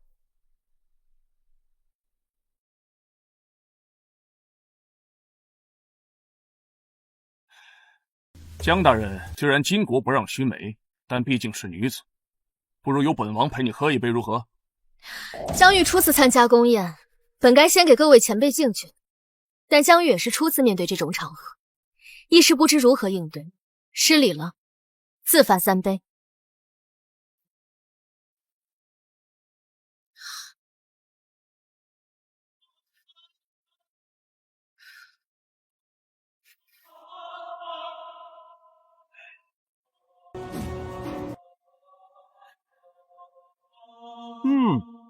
好酒量。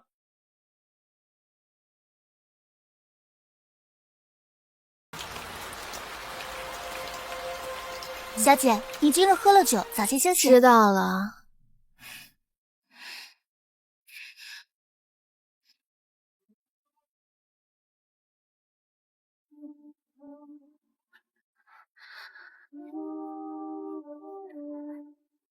我大哥给你挡酒了。安王殿下不是说要守些规矩吗？我明天就带人去抄了他的军营。不止呢，你大哥还向我求婚了。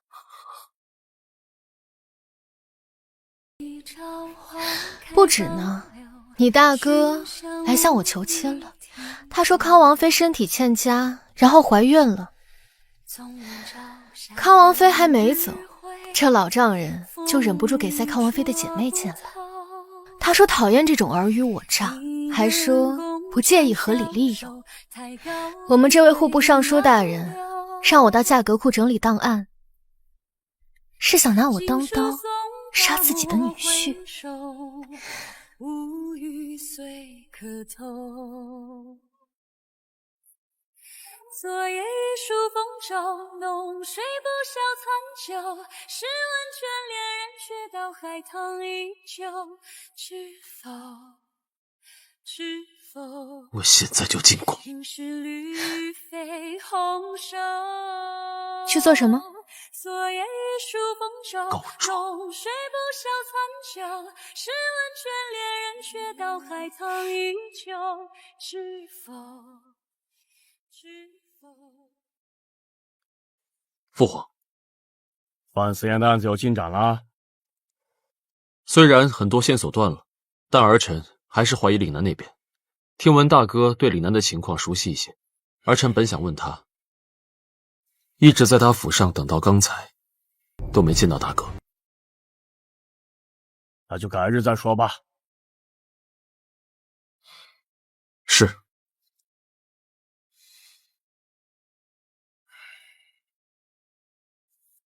你去打听打听，康王今天都干什么去了？奴才倒是有所听闻。说，今日户部尚书母亲寿诞，江大人就是楚国公府的那位也去了。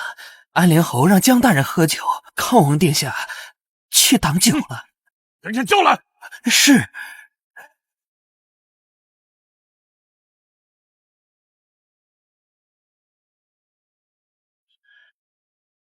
参见父皇。你的王妃身体如何了？更加严重了，让太医看过了，他从民间找了许多名医，都无济于事。那怎么还去参加宴会呀？王妃在闺中时与唐老夫人交情深厚。那你呢？你的王妃病重，你在她祖母的宴会上对别的女子大献殷勤，叫外人如何说我们皇家？你不要面子，朕还要呢！告诉你，江玉不可能进皇家，你就死了这条心。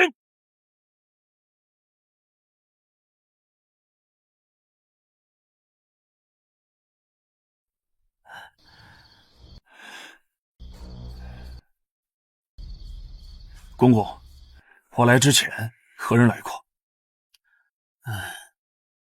安王殿下待了片刻。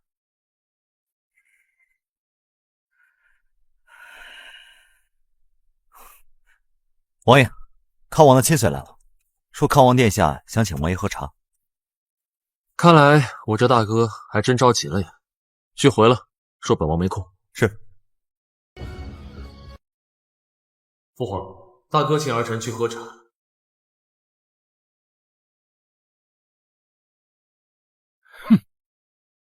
去，盯着康王，朕得要看看他到底想干什么。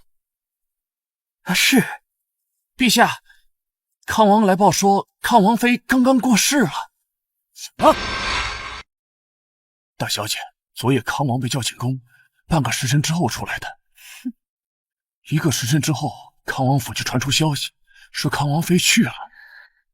康王这是急了。向永和的事情查得如何了？啊，他……小姐，安王派黑兵抬过来了。你们俩先下去吧。是。是。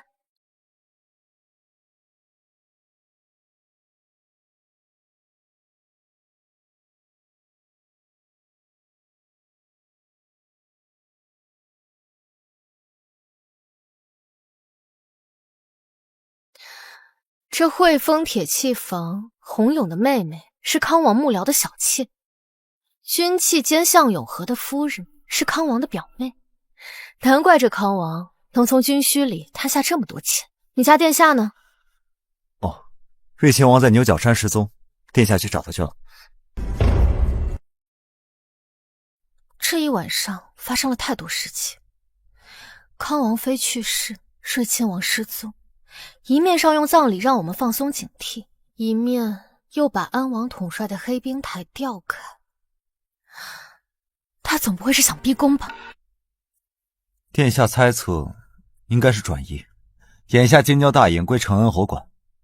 殿下走之前已经告知了承恩侯，他让我叮嘱江大人，一旦发现康王府的人进入牛角山，就可入山抓人了。我知道了。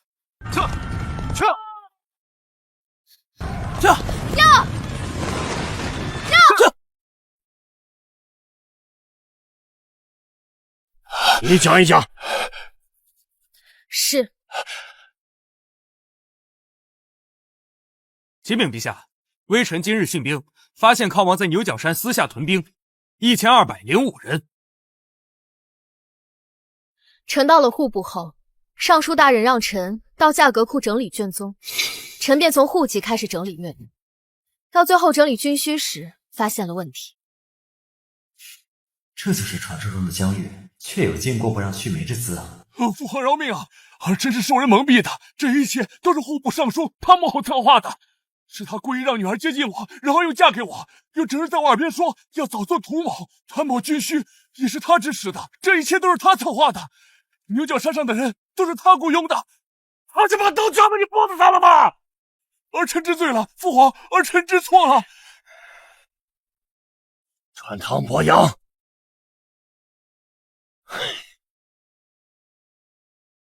你来讲一讲，你为何不直接举报他贪墨军需？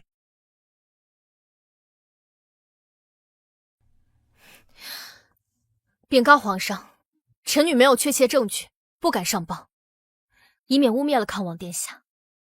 你呢？我是听闻牛角山有紫杉木，想去寻寻。有了紫杉木，我的木鸟没准就能飞起来。是不是没事？你们议政，我先走了。去吧。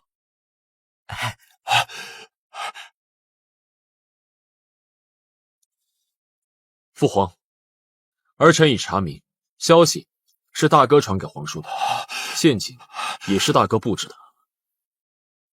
你皇叔又不参与朝政，你害他干嘛？都起来吧！你给我跪好！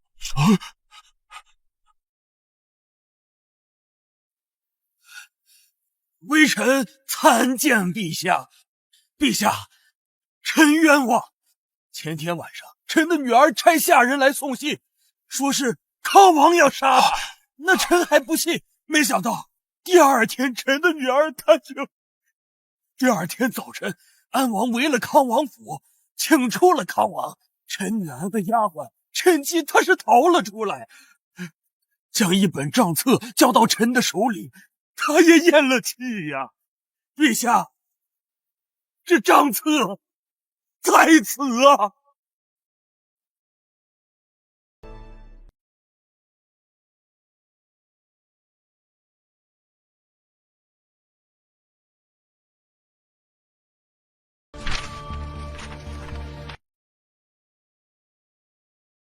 严查，按律严查。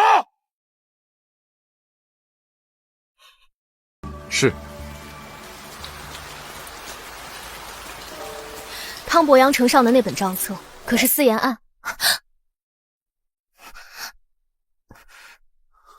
捉拿的时候，你让承恩侯去就行了，你去做什么热闹？如果你有个三长两短，我这不是没事儿吗？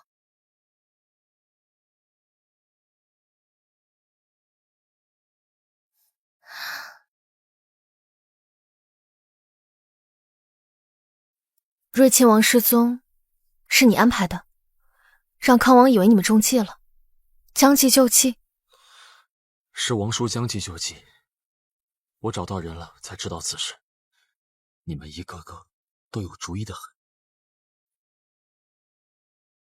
汤伯阳供出了4言一案，这个案子就算是彻底了了。可是汤伯阳死罪难逃，活罪难留。汤伯阳至少能保全汤家不被满门抄斩。我大哥已死，被赐了毒酒，贤妃也在后宫中上吊自缢了。眼下青山伯府也好，苏贵妃也好，都只能靠八皇子行事了。他们视你为最大的竞争对手，你我之间的往来越少越好。你大哥已经让你父皇寒了心，莫要让他再对你失望。知道了。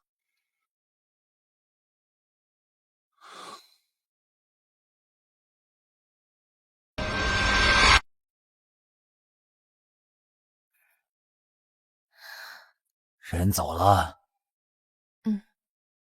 你可后悔自己的选择？不悔，他不会为我放弃什么，我亦不会为他放弃我的责任。人生从来没有两全。未必就没有。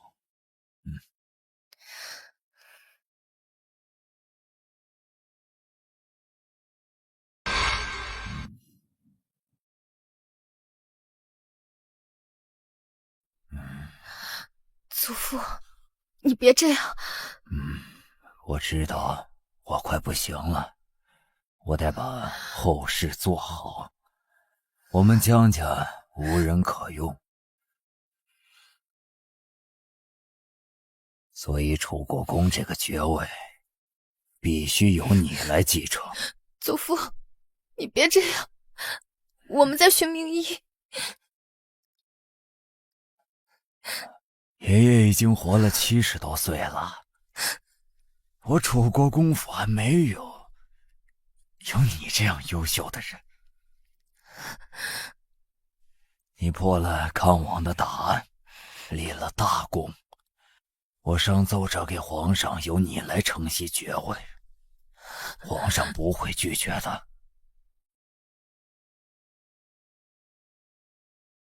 祖父，你我都清楚，你有了爵位，以后仕途会顺利得多。你好，我楚国公府才会好。我们楚国公府效忠大钱，唯有在你手上才能光耀门楣。你莫再推却。好，我承袭爵位之后，定会尽我全力将我江家后人培育成才。好。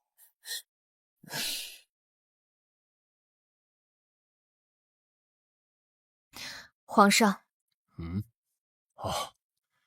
军需贪墨的案子查得怎么样了？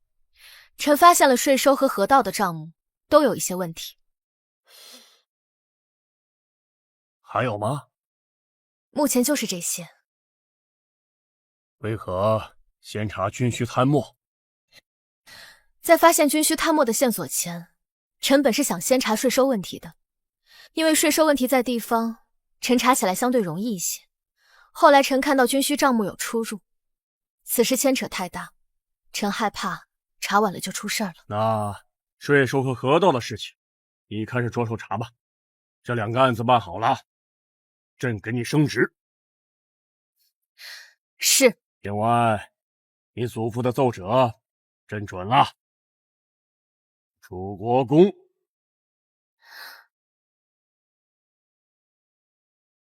哼！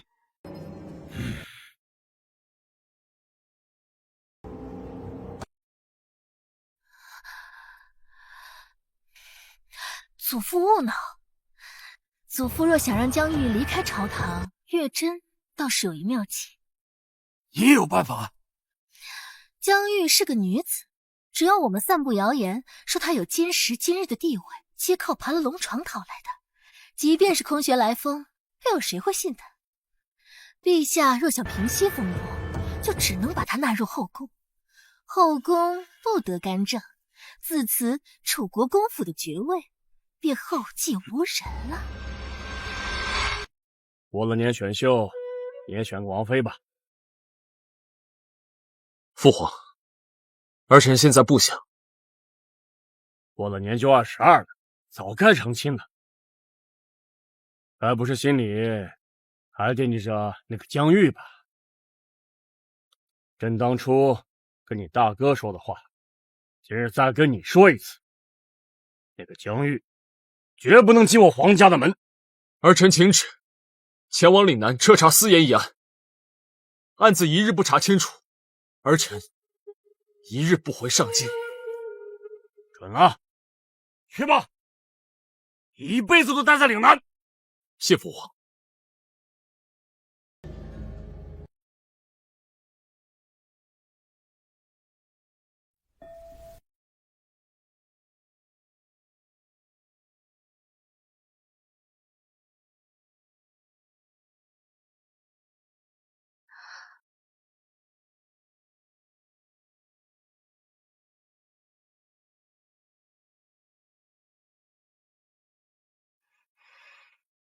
下官见过瑞亲王。坐吧。皇兄让简为选王妃，他就自请去岭南了。我皇兄说了，让他待在那边，别回来了。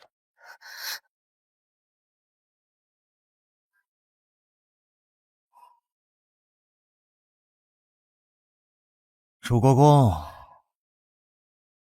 往后若是有需要我帮助的地方，尽管来找我。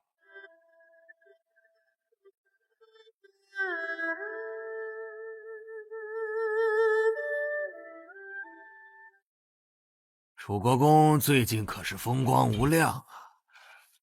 那是他的能耐。哼！楚国公接旨。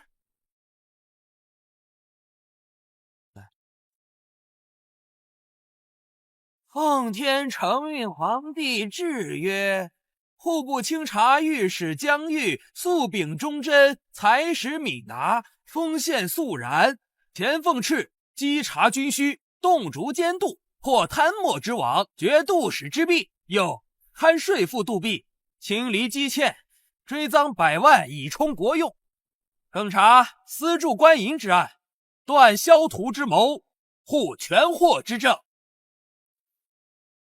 3案并举，朝野震慑，立志一心，国躺得安，而以一女子之身，将雷霆之威。要说这江玉可真是个奇女子，一年之间连破大案，先是军需贪墨扳倒了康王，再是赋税和私铸官银两岸并查，扳倒了谢家。哎，你没听说吗？听说什么？不是江玉厉害，是他床上的功夫了得，把皇上伺候得好，才换来锦州书省的。勿坠夙夜匪懈之志，若使百僚笑耳之中，何愁海内不敬？卿哉！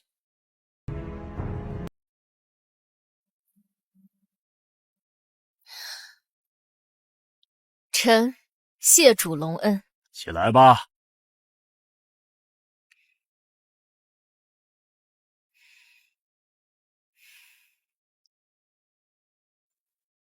翻过年篇，照旧例，今日宴请诸位卿家及女眷，今日都不必拘束。谢陛下，谢陛下。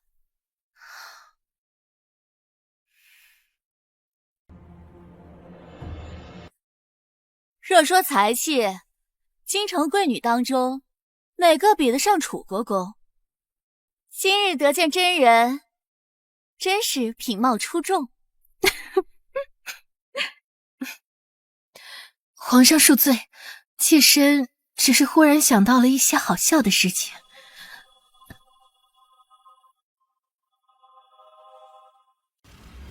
皇上恕罪，妾身只是忽然想到了一些很好笑的事情。还听说了可笑之事？哼，有什么话直说便是。你莫不是听说了楚国公爬了皇上龙床之事，觉得品貌出众这个词楚国公配不上是吗？放肆！没有真凭实据，可谓污蔑。苏贵妃，你可知污蔑朝臣，该当何罪啊？母后恕罪，这是流言，可县里传得满城风雨，人人皆知楚国公她毕竟是一介女子，这以后叫她如何再嫁？不如皇上将她……皇兄，臣弟心悦楚国公，还请皇上赐婚。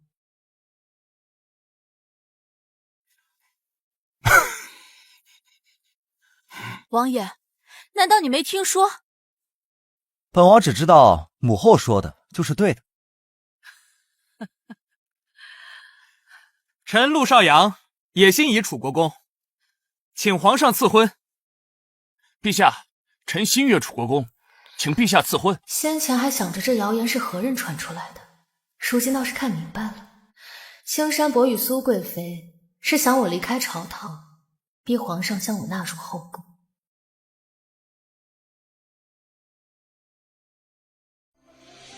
陛下，臣心悦楚国公，请陛下赐婚。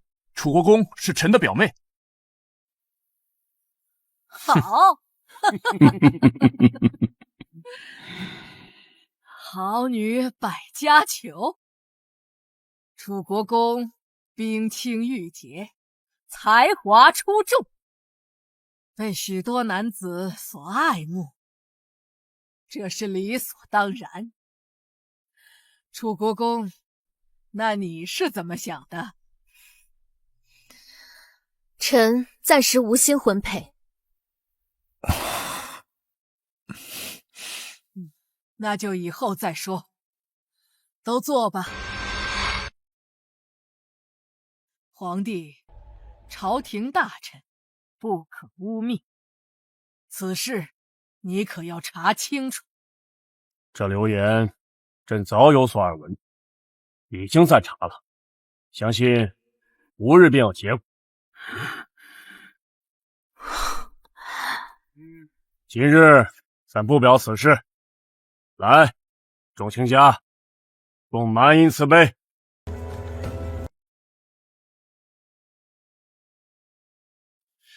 已经查到这个谣言就是从宜春楼里散播出去的。此事千万别让祖父知道了，祖父最近的身体不好，别让他再为此事分神了。大夫说，只要熬过这个春天，这身子应该还能缓过来。楚国公放心，我已经吩咐过家中下人，都管好自己的嘴了，不会传到老爷子那儿。好，你去把宜春楼的老鸨带来，我要审他。此人失踪了。失踪？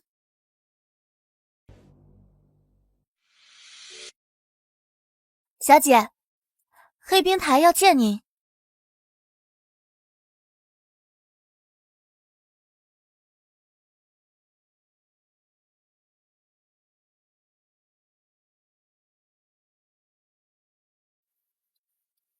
以后你的人找我，拿着这个即可；我的人找你议事。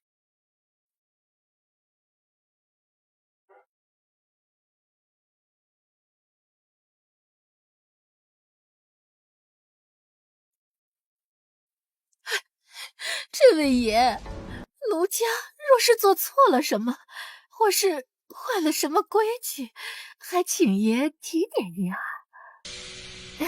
若是奴家解决不了的，也可以找人帮着解决啊。我东家的女儿嫁给了门下省侍中魏东辰的次子。本王有话问你，需要把他叫来旁听吗？你是？不要，王爷想知道什么，尽管问，奴家定知无不言。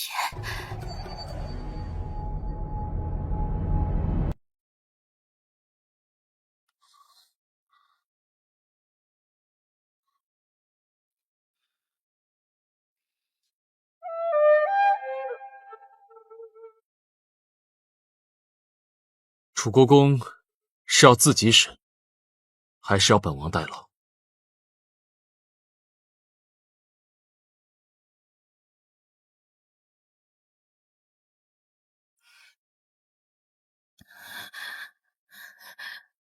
前2天从宜春楼传出一则谣言，说楚国公爬上了皇上的龙床，你可知晓？1年不见，如今的安王气势更甚，眉宇间也更加淡漠了。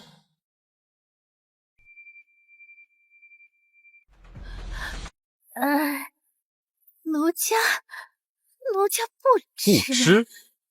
看来本王问你不管用，还是把魏东辰叫过来吧。不用，奴家想起来了，什么都想起来了，是那日蒋大人吃醉了酒后提起了此事。哪个蒋大人？史大夫大公子蒋离辉。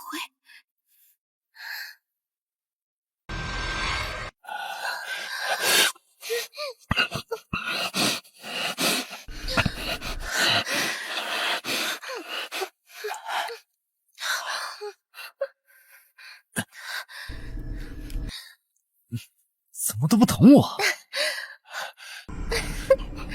谁让你这吏部尚书的大公子这么难请，每次都得3请4催的才肯来。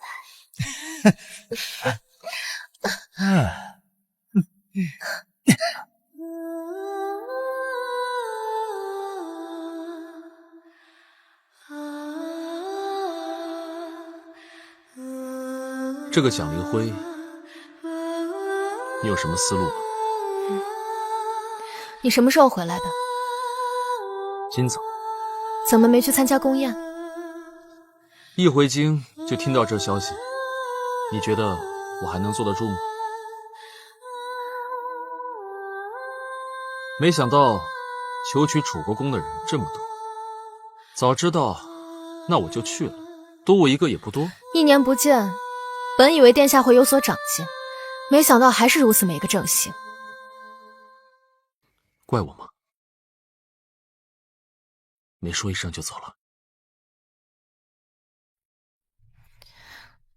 我们原本就说好了，贪墨军需案查完后不再往来，我有何资格怪你？我王叔一向眼高于顶，若他当众求娶，多半是真心。怎么，你是想让我考虑考虑睿亲王？太后不会允的，太后一向宠爱王叔，若要定亲时，她一定要将一个把王叔视为全部的女子。像你这样心中有家族有朝堂，能把多少心思给你的夫君呢？是，所以我也认定此生不嫁。那你娶我吧。皇室如此，你疯了，不要连累我。那我做你外室。没想到岭南1年，没把你这锋利的性子磨平了，倒是越发荒唐了。你没拒绝。安王，你说我的心中有家族，有朝堂，难道你的心中就没有江山，没有社稷？不但有江山社稷，亦有黎民百姓。父皇身强体健，你改革初见成效，江山社稷有，黎民百姓有，这天下又不是非我不可。可我没你不行。那你不告而别，一走就是1年。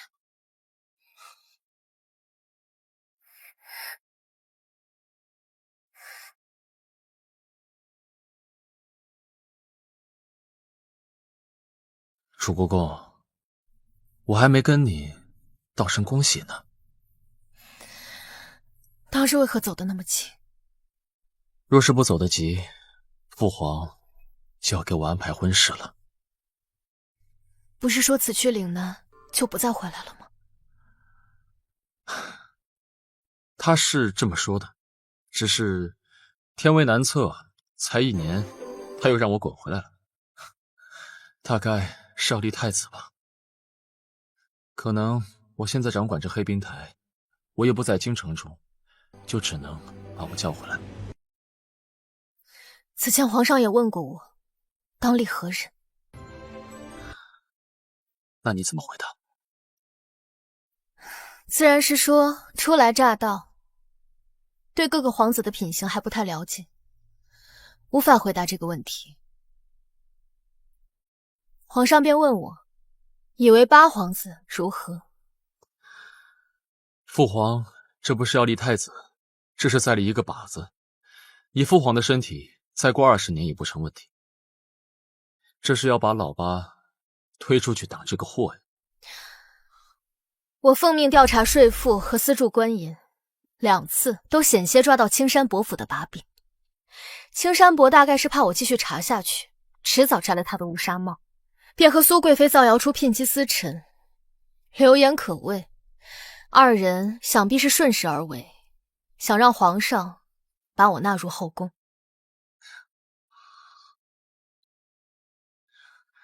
当爹的再不济，也不可能抢儿子心上人。他只是说不能让你嫁进皇宫，又没说我不能入赘楚国公府。这算盘打不响的。什么意思？当日，在我将你带去殿前，状告齐元洪那日起，我就已经告知父皇了，我心悦于你，所以我去岭南之时不敢和你告明，怕父皇迁怒你。可那是你我的合作，不是为了彼此的利益。你是，但我不是。如果不这么说，你不就拒绝我了吗？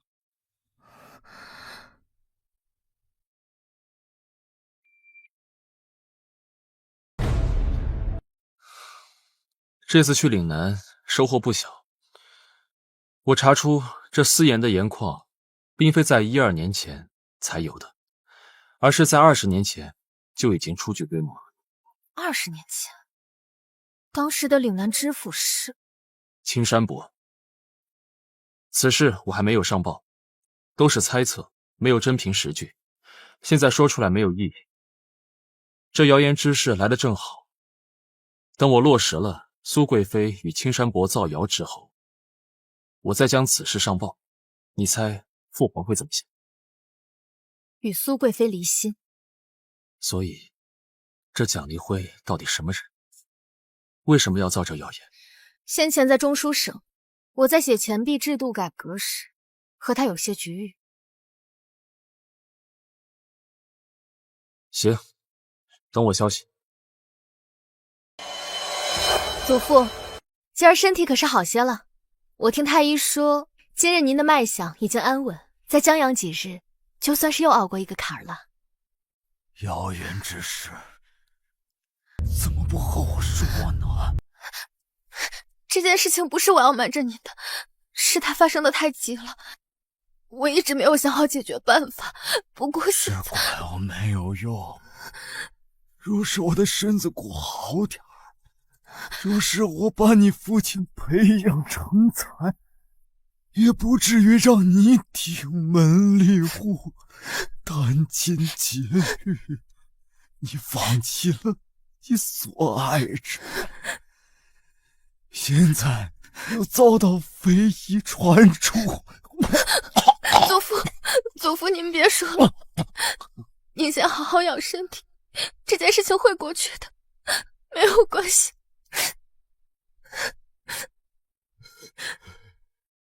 这偌大的家业，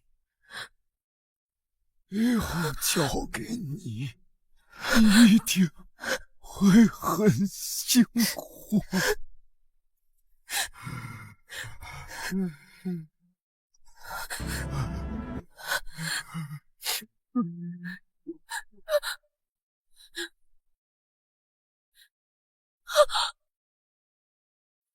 祖父。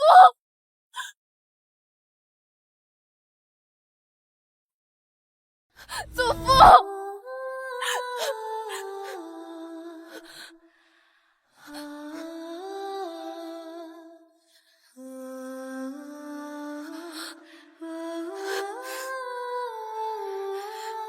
小姐，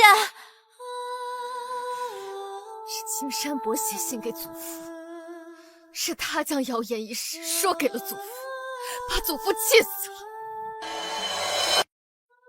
下河向所有亲朋报丧。那小姐你呢？报仇。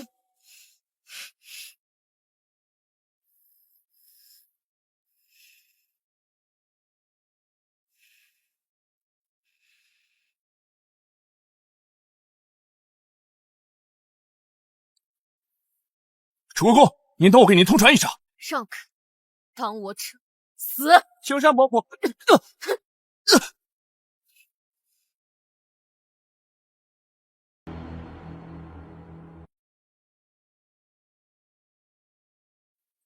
殿下，刚才传来消息，老楚国公说，你说什么？此事好像和青山伯父有关。楚国公已经杀去青山伯父，您快去拦住他，不要让他再做傻事啊！殿下，楚国公有分寸，我立即入宫，给这件事添把火。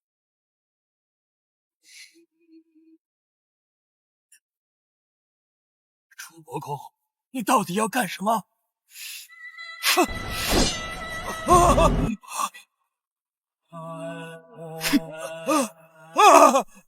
楚国公，江玉，你疯了！杀朝廷命官，这可是死罪呀！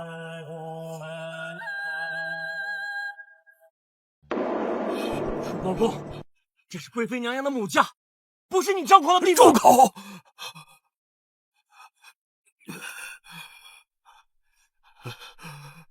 回你房间去。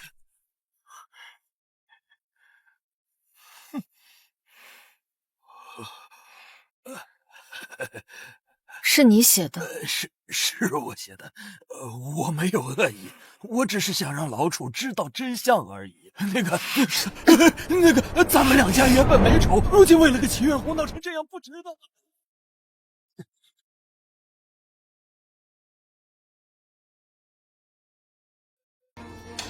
什么事？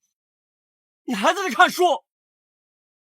就非要被你修的那个贱人给杀了！你去拦着呀！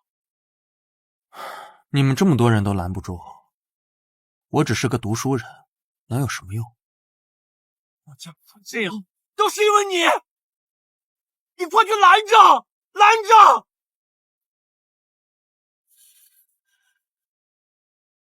好，我去死！信不信我杀了你？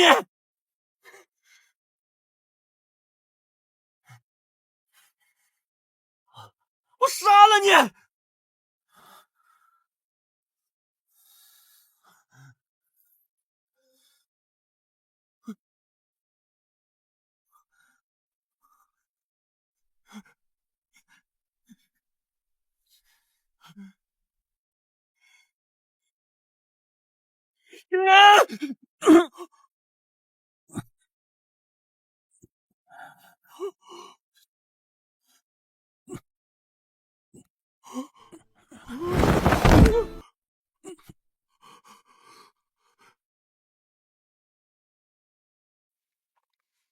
父皇，一听到楚国公府有事，连宫都不出，朕都不见，马不停蹄的去查谣言之事。说说看，查到什么了？谣言是苏月珍让蒋离辉散布的，人我已经抓了。青山伯府家的四小姐和蒋御史嫡子，这二人有什么关系？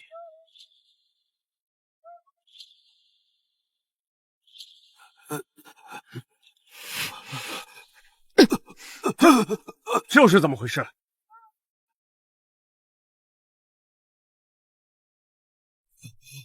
谣言的事情发生后，朕一家严防死守，不让祖父知道一丁点消息。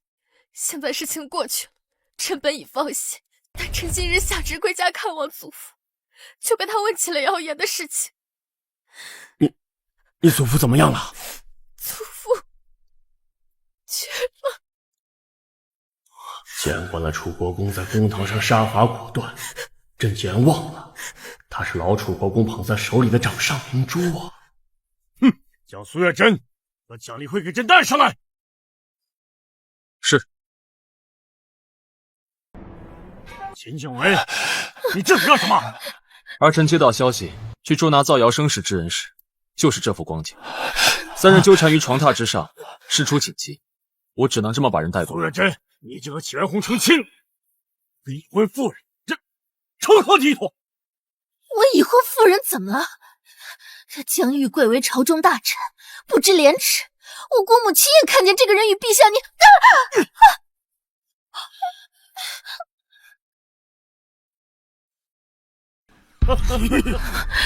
好好，按朕的旨意，苏贵妃降为苏妃，发封1年，禁足半年。父皇，还有一句，刚刚提人之时，又接到一个消息，青山伯府二公子苏月珍的哥哥苏磊杀了齐元洪。你说什么？也许齐元洪知道什么不可告人的秘密吧。苏磊着急要杀人灭口。刚刚岭南传来急报，说盐矿的事情又有了新的线索。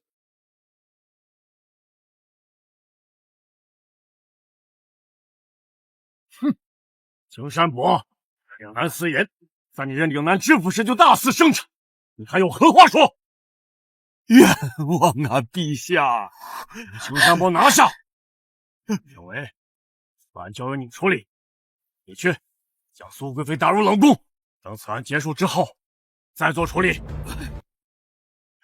将苏磊缉拿归案，按律处置。是。请父皇移交到刑部处理。你说什么？这么大的案子，已经查到今时今日，你要把功劳让给别人？老楚国公已经病逝，楚国公现在人手短缺，我想为楚国公置办丧事。你要去给楚国公府办理丧事？好，那这黑冰台指挥使你还干不干了？儿臣愿除去黑冰台一职务，从此不再踏入朝堂。殿下，滚！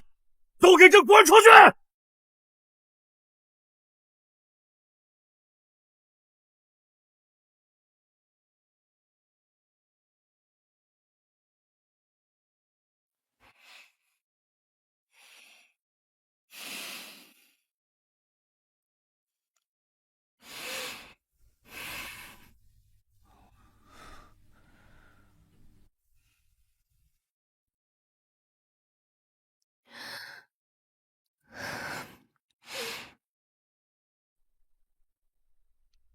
楚国公，节哀顺变，案子已经查清楚了。青山伯府满门抄斩，苏贵妃也难逃一劫。皇兄托我一道吊唁老楚国公，也托我给你带句话：丧事处理妥当后，你便可继续回朝为官。谢谢瑞亲王。景文，送我出去。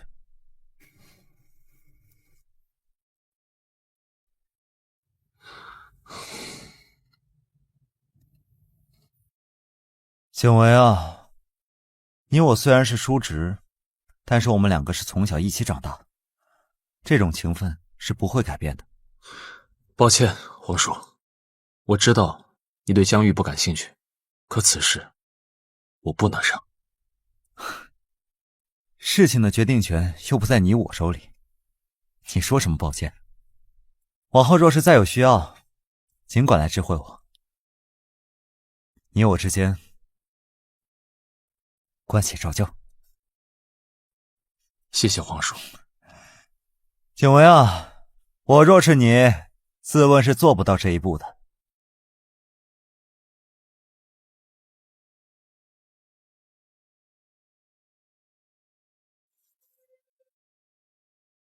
宾客都送走了，你先回去歇歇，我来替你守夜。我还想再多陪陪祖父。人死不能复生。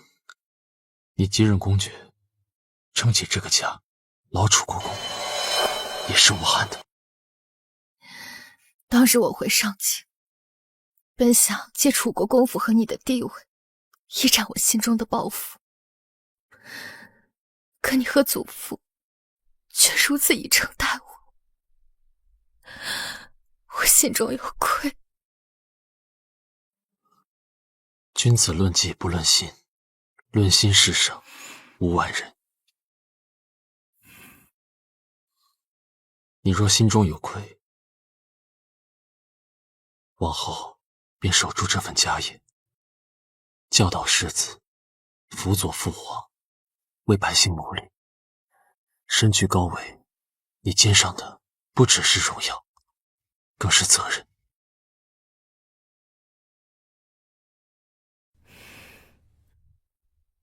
说我是头头是道，我要为祖父守孝3年，你何必激怒陛下？3年时间足够徐徐图之了。我不想再妥协了。众皇子中，我出生最为卑微，20多年来，没有一天不再妥协。为了活下去，生在皇室，有太多的无可奈何。不过，为了你放弃，我不觉得可惜。圣旨到！奉天承运皇帝诏曰：自古帝王祭天立己，抚育还躯，莫不早见元良，以固国本。今6皇子秦景为秉性聪颖，孝友仁厚，德气深纯，英毅果决，克承祖宗之训，允挟臣民之望，兹克尊承宪，立为皇太子，正位东宫，以重万年之统，以系四海之心，布告天下，贤使闻之，钦此。